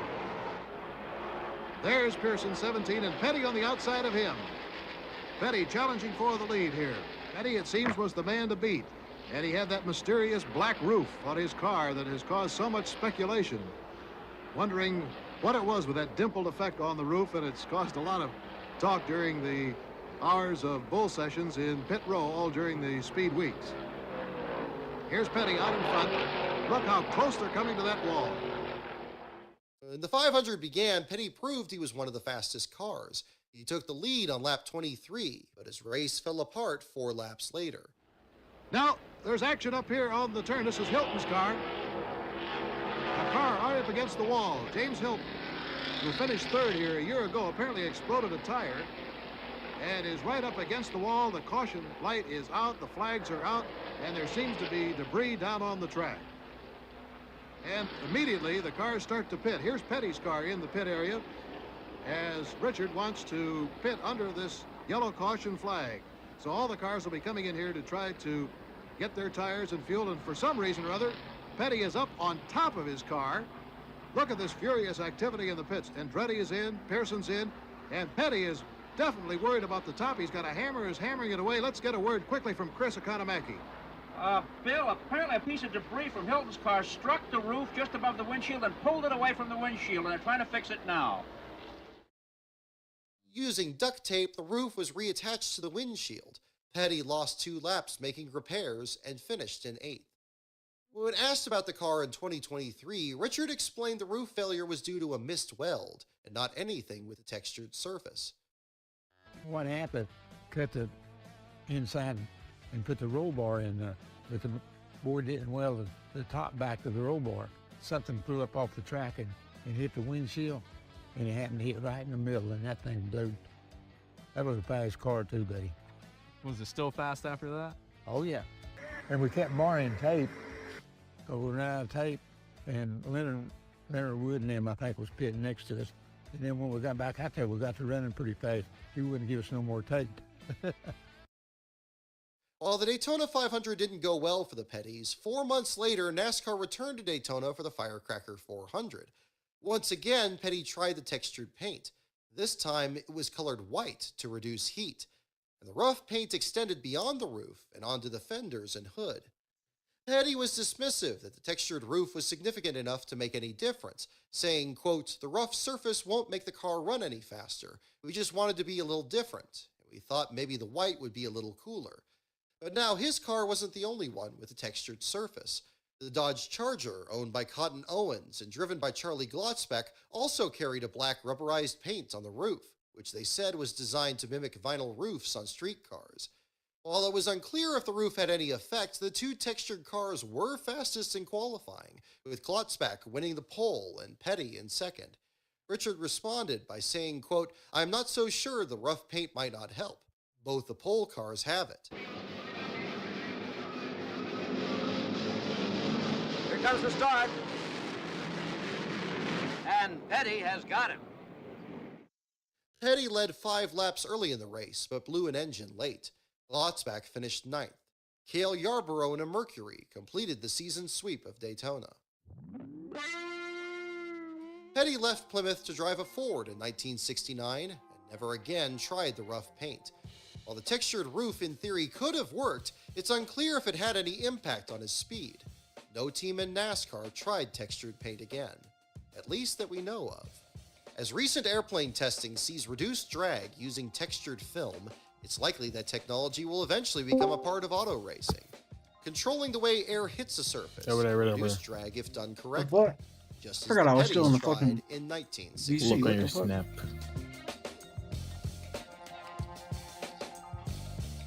Who this? Holy shit. Look at my snap.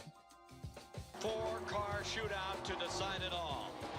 Dale Earnhardt. Here comes Doug Snap. on the inside. And nobody, perhaps nobody gave this man a shot to be here. Victory lane. Here's the checkered flag, and Derek Cope wins the Budweiser 500. Derek Cope will win his first ever Busch Grand National race. I believe Derek Cope's on a pretty good run right here. Let's see where he's going to be. He's on the pole, guys.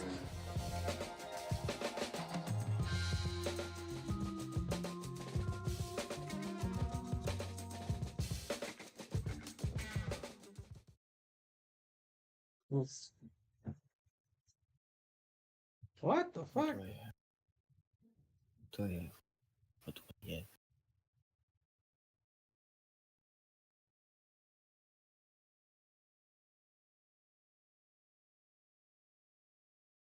What the Send fuck? your man can I can send your man fucking T-Rex, but I'll send you this.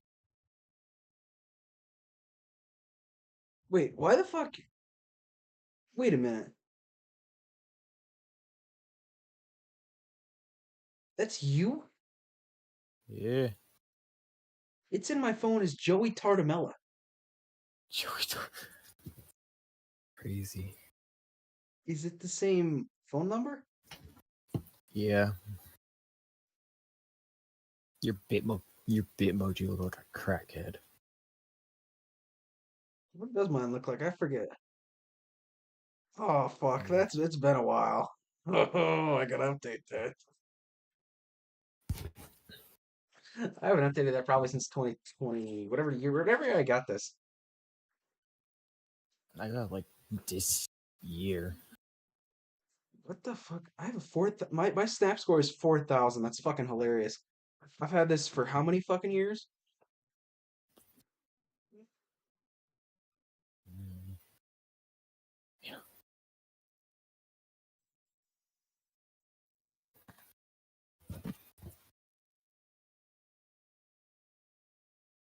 It's time for your seventh season. Yes, honey. Wait, what? Is it like the same chassis they've been using for 7 years? Yes, he's been using this for like 7 seasons already. There ain't no 2011 truck still kicking, are there? Yes, there is. No shot. Stone Crusher.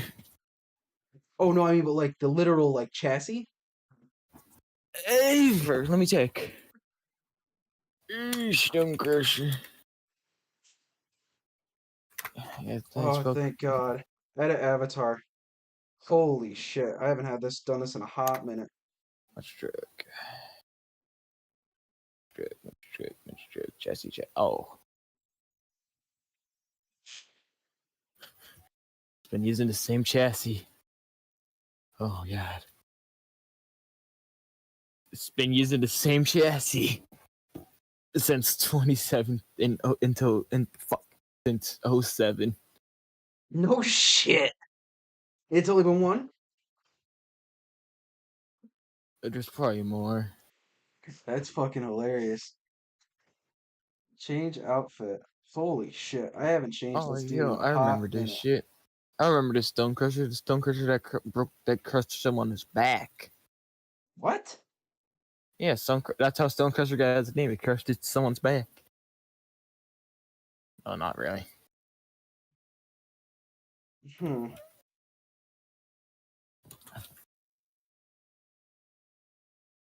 Give me something. I'm trying to find a nice like hat. The F1. Yeah, fuck that. It's basic. Oh, by the way, I was looking through my fucking chair, right? I don't know if my fucking camera's on, right? And I was like, I had this like neck thing on the back of it, this back thing, right? Basically, like this was on another chair, and I just kind of found it. It was kind of like somebody was throwing it or getting rid of it or something like that. And their chair was like basically brand new, right? Except it was just like the bottom of it fucking cracked, basically. Yeah. And I'm looking, and I see it, and I take this neck pillow and the lumbar thing. Because fucking why not, you know? It's just like a little buckle. Yeah. So anyway, I'm looking through it, and all of a sudden, now I'm not. I'm looking through it like literally tonight. I'm leaning back on this. I'm like, damn, is there something in here? I feel like it's something hard, right? I open it up, and there's like this. I was fucking freaked out. I thought it was like a bug or something. You know what I mean? Like somebody had like My some buddy, kind of. that's someone's checking your location. No, you know what this is? What? It's a fucking massager. Has like it has a little USB plug. Shit. And it fucking vibrates. It's like a. Damn. I had like a Yeah. full body one that I used like when I was little, but now I don't use it. It smells like burning plastic. Crack it open, see if you find crack. Oh, I already did. Oh. That's how I could tell it was a fucking thing like that because it had like all it is a little electric motor in here with a little cam on it. And it just whacks the outside of the case, and that's how it vibrates. It's a There's little electric also motor and another just old chassis that surprisingly still runs. like Fucking it's like the big. freak of fucking. I know original Bigfoot's still around. Yeah. That guy still uses it too. Like it's not just like in Yeah, a museum or Bigfoot's- something. He like honestly Bigfoot still still goes. he still uses it. That's awesome. And apparently that was just like that dude's truck, and he just said, "Fuck it, start crushing shit with it." Like, what's the mindset with that? You know what I mean? Like, hey, let's put big tires on this truck. Okay, this is cool. Why don't hey, I'm mad at this one dude in the parking lot. Let's crush this shit. You know, I could Yeah, sell tickets for something like this. Bigfoot 9 was stolen. It actually still runs, but it's not in good quality anymore. Well, what do you mean it was stolen? They as soon as they took the Bigfoot to Brazil, it got stolen. So they know where it is, but they just can't get it back? Yep, because the people are like, no, this is ours and can't do anything about it. And it's like Brazilian law order. Tell me, mom, when they get a picture. Yeah, they can't. Yeah, do sure. anything Just one anymore. country. Yeah, sure. He knows where in the country it is. Let's see. Like shit is not good. The engine, you can literally see the fucking field. Oh, it was built in flying out. 1990.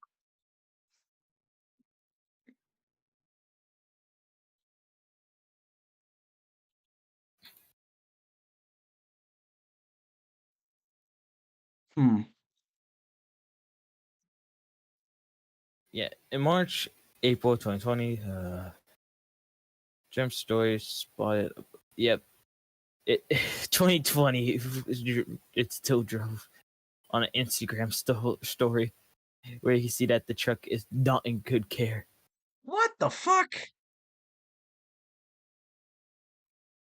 And now it just Okay, sits apparently it got dormant. like done in fucking customs. Also, Oh, oh my Bigfoot 9 god, those diecast. fucking cars.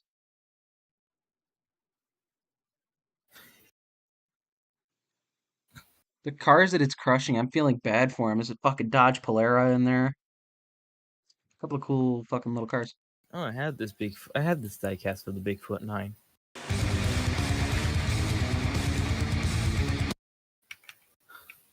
Man, let's go steal it.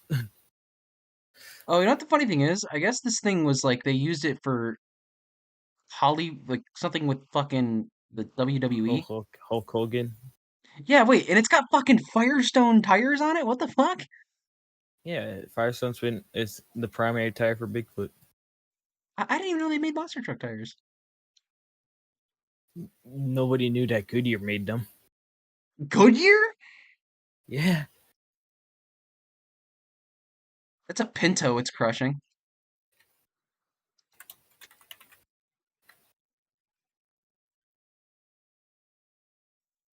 Yep.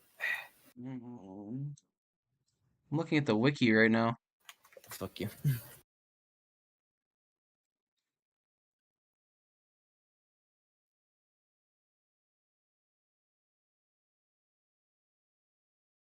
There we go.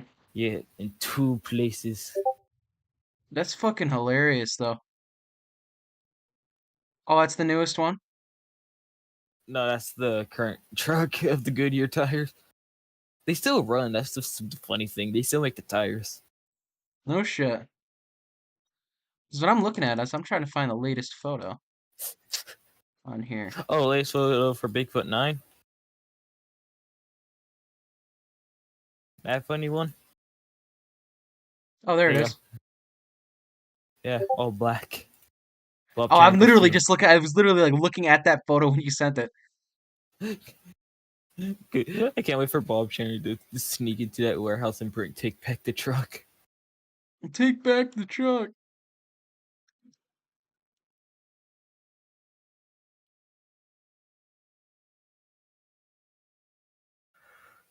What the fuck? Yes. Uh-huh. Team meets. Yeah, Tom. That was Tom Mentz's original Maximum Destruction. Really? Yeah. That is Well, weird not as the- shit. It's the second Maximum Destruction. Goldberg I was was just the looking at first. this photo. Like it's like fucking flesh colored. What, could you think of a less appealing color? Excuse me, what? I Look don't at even see this. the screen, and now I'm curious. Just sent it to no mic. Oh no, not no mic. Whatever you sent me that photo in. Oh, Here. that's meant to be gold, apparently. Oh yeah, but look at Bulldozer right there. They're the same color. I always fucking hated this color. That's racist to the bull. I'm white. What the fuck? Oh yeah, when they did the fucking ATV things. That's weird as shit. No more replays. God damn. Watch this. Yeah. I want to see if this is still around. Is it cool? Is there anything cool here? I mean, they still go to Syracuse. I just think it's funny that it's one of like the main shows, and before it wasn't even like, you know what I mean? It like wasn't even mentioned. It was like, it's like, whatever. We're going here now. Anyway, Here, you can have my monster truck in fucking GM Construct in Beam. what? Dead Man's Creed? And Oh, I'm sorry. I can't I couldn't really read it because I can't zoom in don't on blame you. photos in I took Discord. that shit so far. No, it's just because I can't see it in Discord. I don't have a goody image. of Also, it what's up close. the reason for the fucking forward-facing headers? I never understood that.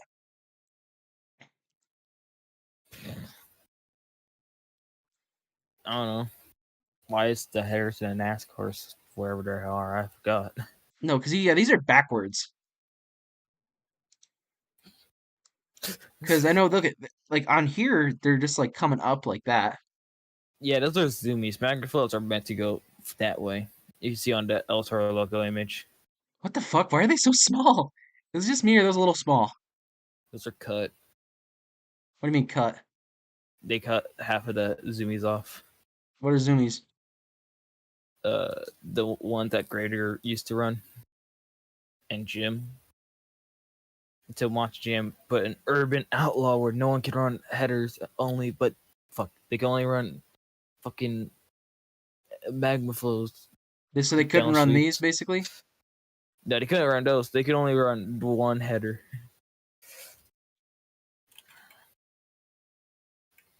That's what I mean. Like, it's just funny that this thing went from like whatever to like something that was a lot more than what it was. I don't know how to say. It went from like the mid-ass show to like one of the crown jewels, which is kind of funny to me. Yeah, they can only run that shit now for a monster truck. No more independent tires. I wonder how thick these things are. It's like carpet scraps, doesn't it? I think that's what they were originally made out of. Holy shit! This is the Syracuse Mile. How the fuck did it? Yeah, this is. This is the Syracuse Fairgrounds. Yeah, Monster Jam did not give a fuck where they went back then. But now Monster Jam Path of Destruction. Holy shit, that's my fucking childhood right here. What the? Played on an I emulator. never knew they went here. This is my fucking childhood. This is where SKICAR went. And we got stuck on pit road. It's like these guys aren't leaving for a while. Gotta get the super glue out of the fucking tires. Damn. I'm sorry. It's just I can't help it. I honestly didn't know this was a thing at all. Yeah, it's kind of sad. No more hearing the good old zoomy headers on the grave digger. Now we gotta stick with Magnaflows. Oh, that's weird as shit. I've never seen this place with nothing here. Like, oh, a second.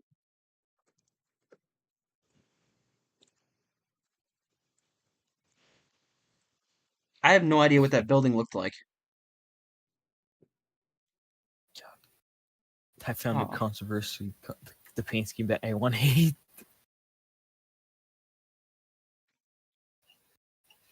Oh my fucking god. I want that now. This was a hoodie? Holy shit, I would cop the fuck out of that.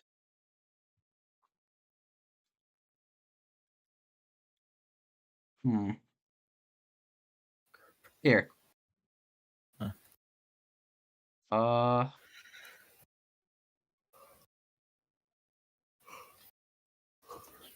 Whatever.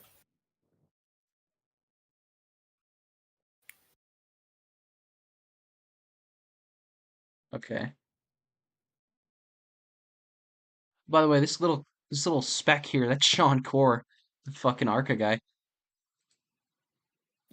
Anyway, basically, this is what this place typically looks like. It's got like this huge ass fucking facade in front of that whole building with the scoreboard and everything. Yeah, it's like how it always was. And then it's just like, what the fuck is this? Yee ass building. It's been hiding for many years. Just some random ass fucking concrete block instead of like the big thing that says Super Turt Week on it. The McDonald's logo is fucking wonky on that shit. Bro driving a fucking Honda Civic. His body was never found. His ass is not in 2019. Super Speed Week 2019. That's crazy. Let's bring back real racing. No, but seriously, that's how fucking old it is. Oh, wait, what the fuck? You know, I just realized this whole photo is like, it's like half a photo. Like, this is illustration back here, because look how they fucking curve it. This is the front stretch. So this would be turn one heading this way, not fucking curving the other direction. What the fuck? Here they go through to the front stretch. We're going backwards. I feel like they had the front stretch. We're going backwards. You just like cropped a little bit too much, and so they had to like do something about it. Yeah, that's the only thing I can think of. All right, whatever. Stop fucking hyperfixating on one thing. The Advanced Auto Parts Grinder.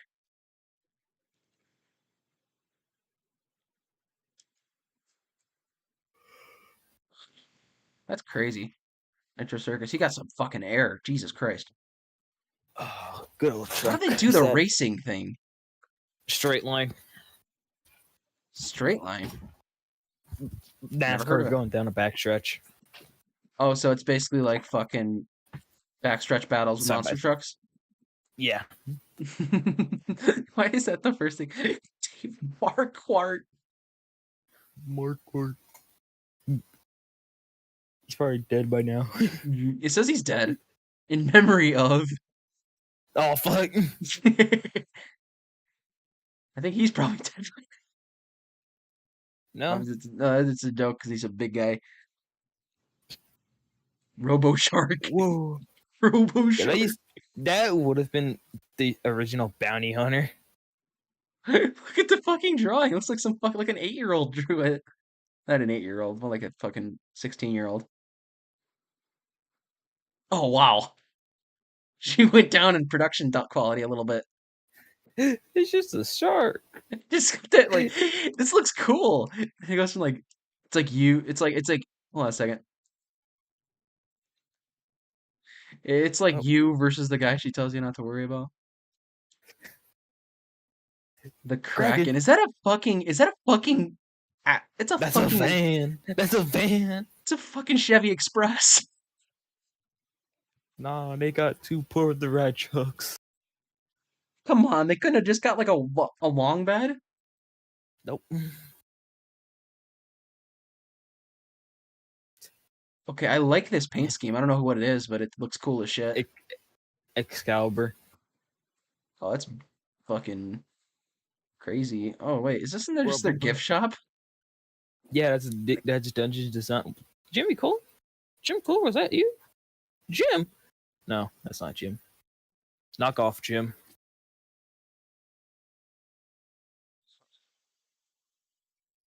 Adventure. Oh, that is someone yee ass paint scheme. No, it's a split job. Oh, it's like okay. It's the, okay, I it's kind the of get old it. Avenger. Jim brought back that paint scheme. He brought back that original. She's got a fucking Toady Brightinger vibe. Also, that wolf's head no longer exists. Scarlet Bandit, right? That's Jailbird. Oh, fuck. I'm dumb. She got wheel covers. Yeah, Tom Mintz sadly retired sooner than expected. This is cool as shit. Cadillac hearse. Oh, I didn't mean to pull that up, but I just knew it was a Cadillac and a hearse. You can see that roof line. Fucking death doors, suicide doors. What the fuck? Yeah. Bro's just walking away in disgust. My GM did not give a fuck about the ground, apparently. Fuck your floor. Bro, imagine what that would sound like when they try to turn. Fucking. Oh no, that's just backstretch battles again.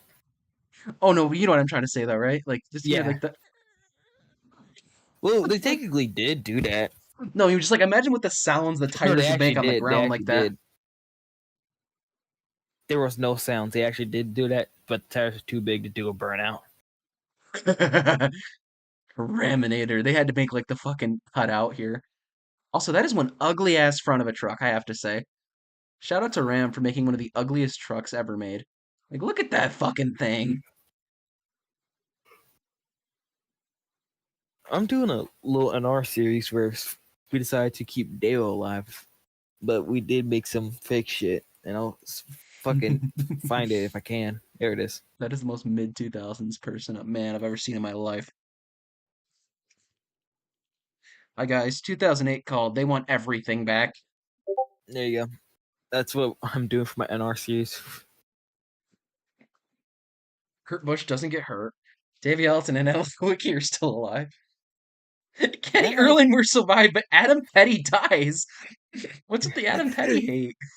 Just Adam Petty. That's Aaron. Aaron said that shit, not me. I was Fuck like, Adam Petty in particular. Honorary pace car drivers. Austin Dillon.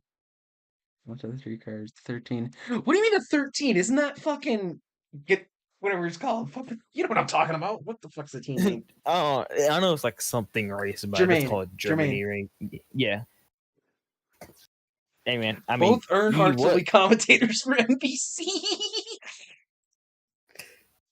Bro, imagine getting scolded by your dad on national TV. Oh, hey, now they're kind of a good call anyway. Kerry Earnhardt never got into Blaze Alexander, so Blaze Alexander never died. Tarisha never met Earnhart. Although you spelled Trisha. I don't give a fuck. Pontiac doesn't go out, but Buick does. What does Oldsmobile do? That's the real question here. What is Oldsmobile?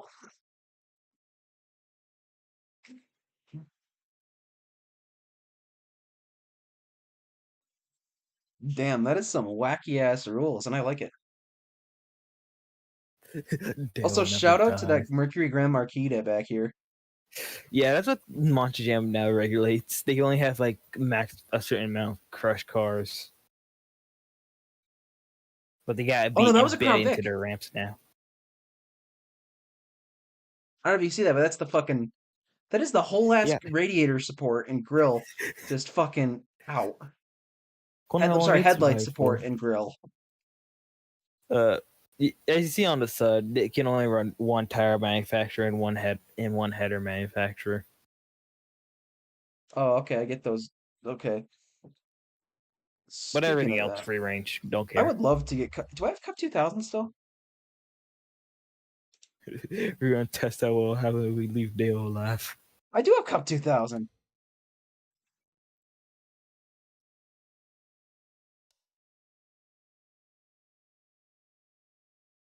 So you said who's still alive? So we can call this.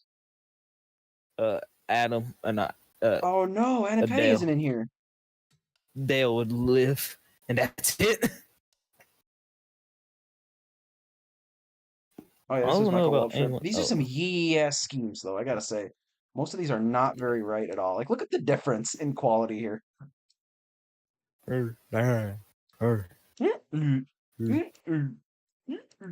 Yeah, I already picked. I fucking picked a funny. I picked the paint scheme for Dale's 2002 paint scheme. I took it from that one fantasy pack. There you go. Have fun with Dale Goodwrench 2002 paint scheme.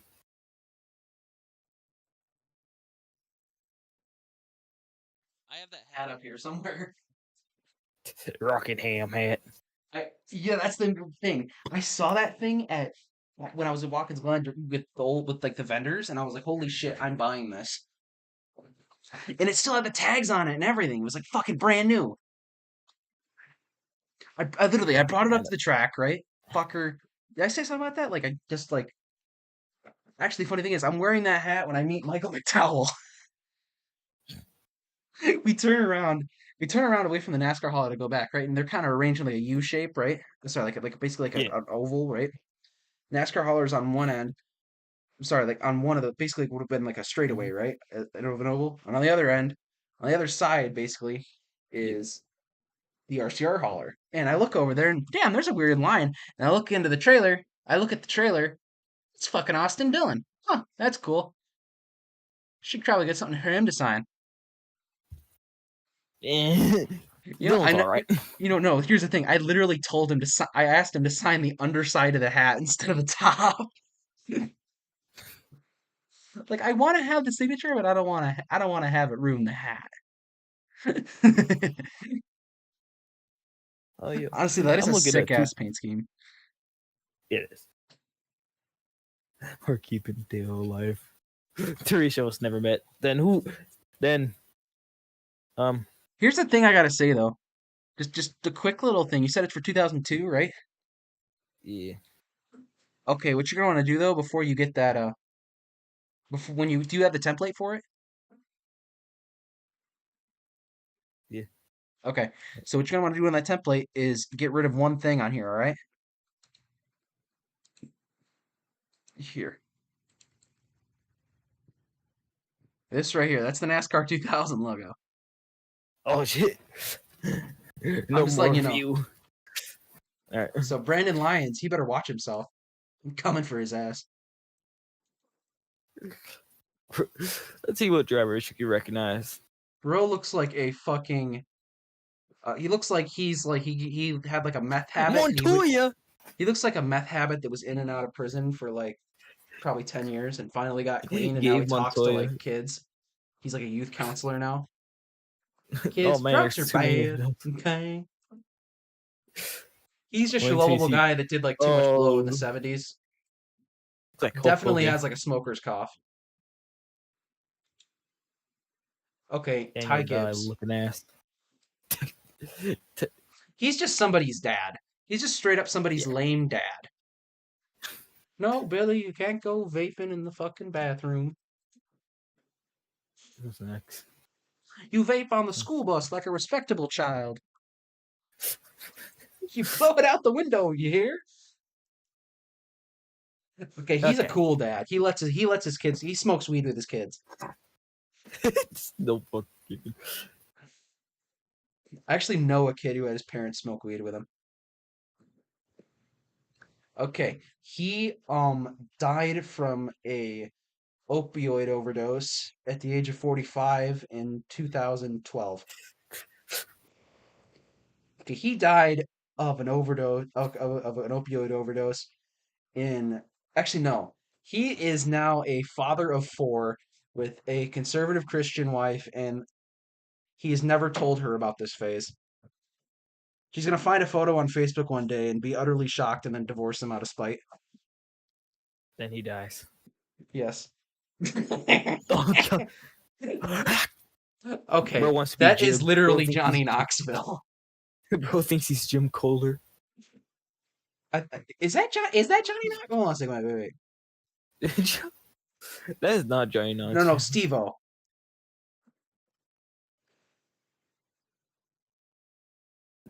Nah. He's got the look. Alright, check that on. We gotta find an image of like. Okay. Oh shit. The hair was thinning though, and that's a older image. Oh, never mind. It was thinning for a while.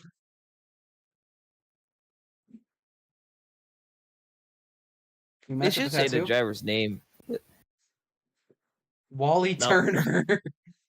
Who the fuck is Wally Turner? Higher education? I remember seeing this one. Having him be. She definitely coaches a youth group now.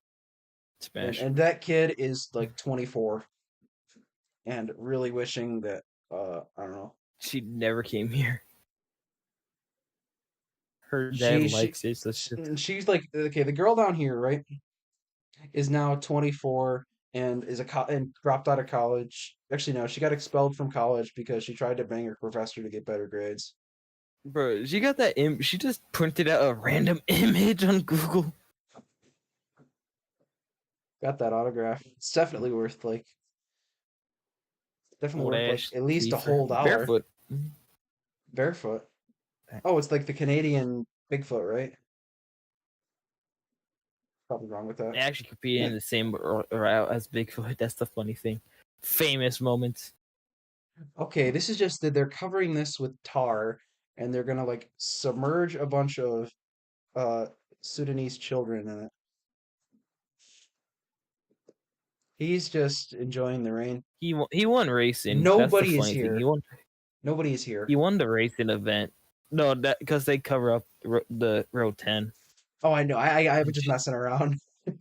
Yeah, no. He won the racing event. It was very exciting, to be honest. He was racing against Ryan Anderson. Oh, it's his own son? No, that's not Ryan. That's I thought that was Dennis. Brandon Vitt. Oh no! Oh, damn it! Dennis retired a long time ago. You can look up his wreck that retired him. He had a wreck? Yeah, the roof caved in, so he retired.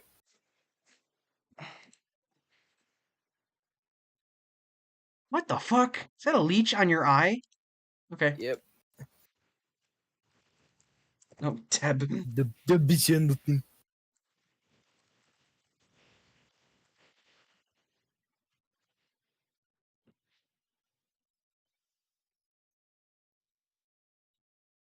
$2017? There it is. Let's go to the real street play and you'll see it.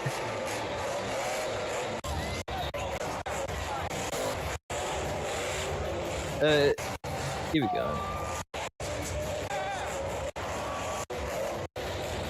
I just want to see how the whole body thing happened. Woo! There she goes!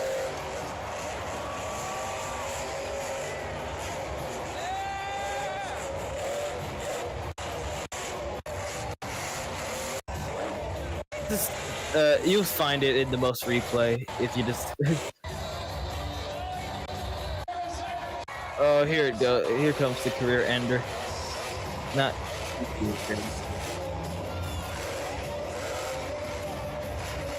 I just want to see it happen. I just want to see it happen naturally. I don't want to like know when it's gonna happen. Yeah, no. I want to be shocked.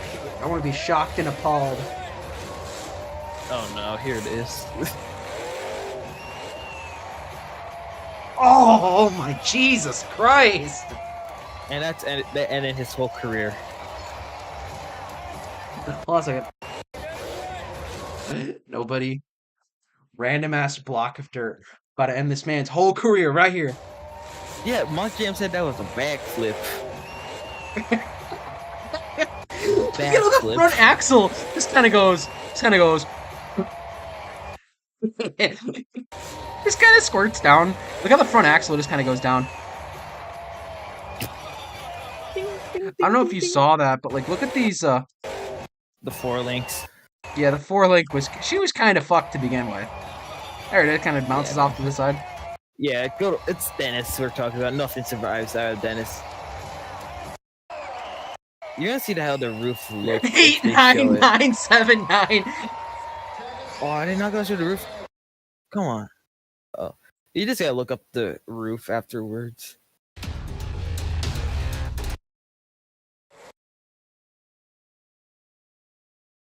We find the roof image.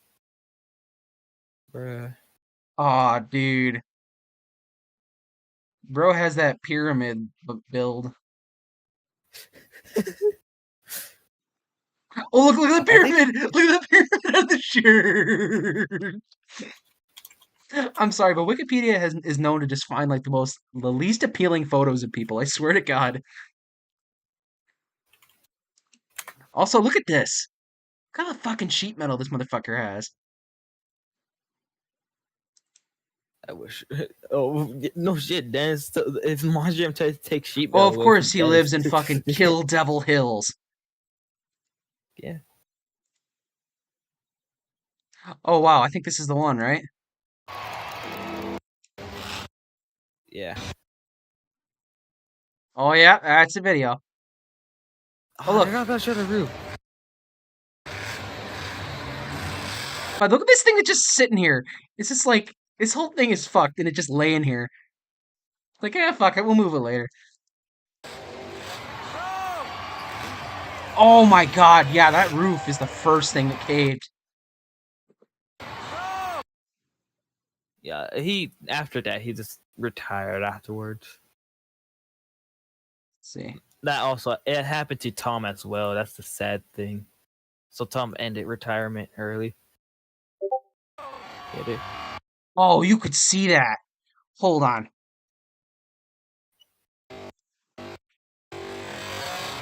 Okay. Okay, you see this part of the roof right here? Look at this. Watch this corner. Oh, you can see the crush. No longer. Oh, and now the weight of the truck comes down with everything else and forces it down a little bit farther. Look, see how it comes up a little bit? That's forcing this down farther. Oh, even more.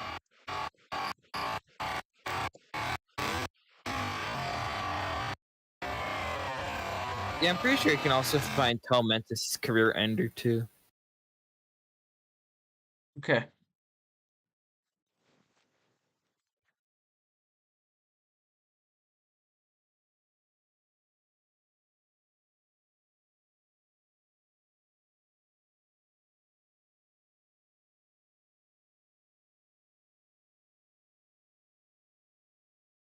Oh yeah, I forgot. He no longer fucking drive monster trucks, but he doesn't care about his injury, so he starts driving mud trucks. Wait, what? Yeah, look, King Sling, that's Dennis's mud truck. That was required to stop. He returned to driving King Sling in September. He returned one more time in February behind the wheel of Gravedigger 36 to complete a lap around the track before being inducted in the Monster Jam Hall of Fame. 36. 36. Not great to go. Holy shit! Hold on, this guy had a. Hold on, no, I gotta see this motherfucker. That is a '53 Corvette. Is a fucking funny car. That is awesome. I'm actually saving that. Oh yeah, I just like that paint scheme. I think that there's a Gravedigger variant of that one too. Of this? Yeah, there's a Gravedigger Dragster. Aaron's. It's not that body. Of course, bro was in Aaron's. Is he the one that made War Wizard or something? Oh, did War Wizard or something? Yeah. Yuck. Yuck. Yuck. Yeah, you know, this one isn't bad. This one isn't bad. This looks like a Halloween truck, doesn't it? A little bit. Oh, that red one. People like it so much. People like it? Yeah. Fuck them. Orange is where it's at. You haven't seen the pink one or the blue one or the purple one. My bad.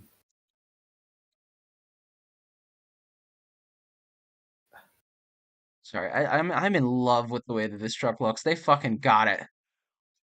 Like they got the look. Sorry, is that like a pearlescent? Oh my god, it is. Oh, okay, never mind. I thought it was like a slightly pearlescent purple. I want you to It's guess like how black many with purple Gravediggers we have flake. right now. I gotta say, I don't know, 40? Close, 41. Jeez. Bro, imagine that. You just line them all up. I wonder where they all ended up. Like, there's one on each individual one. Yeah. Yeah, basically. Oh, But some of them CRD. no That's why longer they run. call them that. A lot of them no longer run. Yeah. For example, Gravedigger, like Gravedigger Grandma. What's the oldest one still running? I wonder. The red primer. No, their oldest like chassis still running. The oldest one that still runs. Okay, I'm trying to go down. As much there is not that many that still run. For the oldest you get right now that is is like a sick ass photo. Like that's like an album cover right there. Weezer's album cover. Hold on. Well, give me 1 second.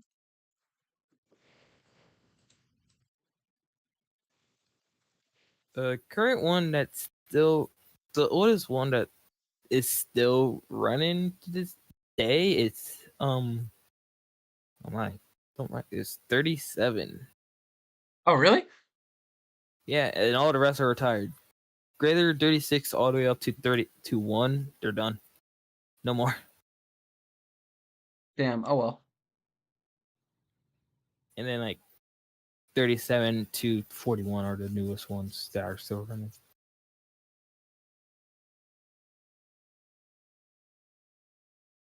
Oh yeah, I remember Gravedigger 25.5. Oh yeah, 25.5. Yeah. Everyone knows about 25.5. Yeah, where it ran a black chassis instead. What? Yeah. Why do they call it 0.5? Is that literally the only reason why? Because like the chassis color was different? I guess the Gravedigger was lost or something like that, so they just slapped that on. Oh, by the way, have fun with that image. Like, tell me that doesn't fucking slap. I was like, wait a minute. Hold on. Digger's Rampage.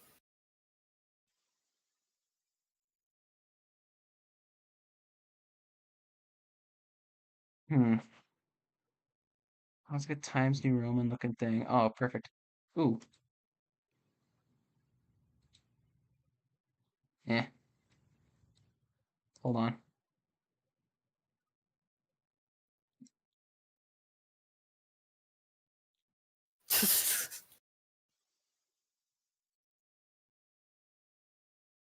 I want to make a Robo Shark now because how funny it looks. It's just got that. It's got that like. I'm like the one that actually ran, not the one that didn't make it. That is hilarious. Oh my goodness! What the fuck is this bounty hunter?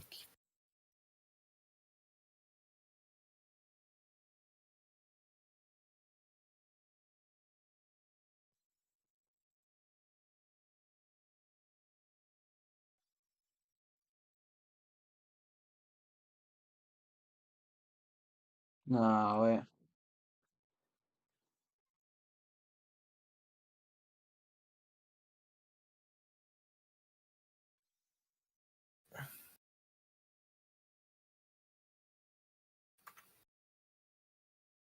Hey, yo, check out this new mixtape. Just dropped. Yo. Little Denny, my diggas. Hold up. Tell me that doesn't go hard. I will Just a put that little on- bit. I'll put that on something.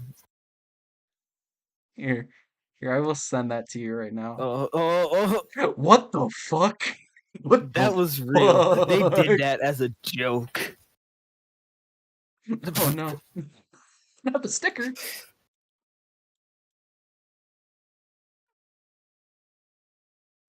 Oh wait, no, hold on a second. I got a better name for it. Hold on. There we go. Robo Shark. Don't do anything yet? Hold on, wait a minute. Save as PSD. Hold on, let me just get out of this and then open it back up. God damn it. How the fuck do I deselect these? Okay. Robo Shark.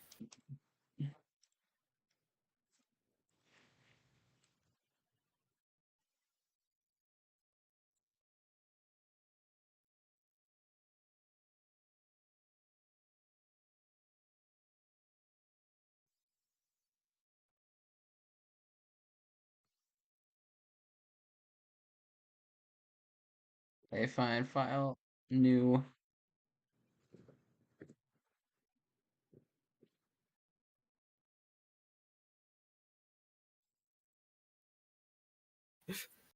Wait, hold on a second. Hell Crop gangster to tool. Robo Shark. Delete crop pixels. Okay. Now. Hell do this. gangster till Robo Shark pulls up. Which Robo Shark? That's the real question. The one that actually ran.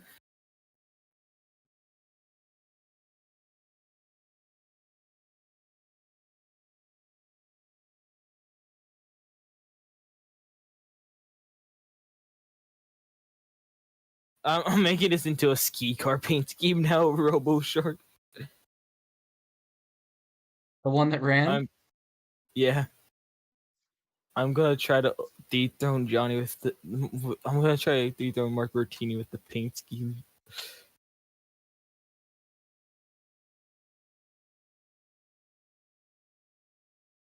There we go. Here's your official album cover. Niggas in Paradise. That's crazy.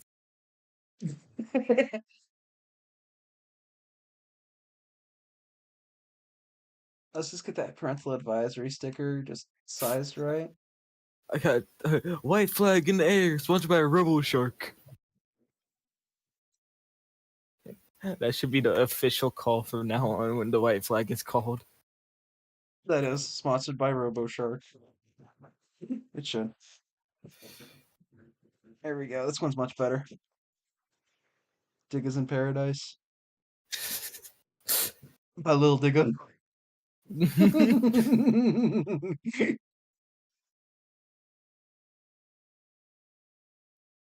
Or just call it. I feel sorry for whoever needed to drove the Robo Shark. Also, is it just me or do these tires, dude? They look like fucking slicks when they're like this. He's ready for the Daytona 500. I don't need headlights because the track is always lit. I fucking hate that. By just the fucking way he says the word lit. Okay, what else we got here? Oh, okay. There's the purple one. Oh wait, never mind. I think I have all these in BeamNG. Yeah. But look at Super's new paint scheme. Huh. It's supposed to be like that character.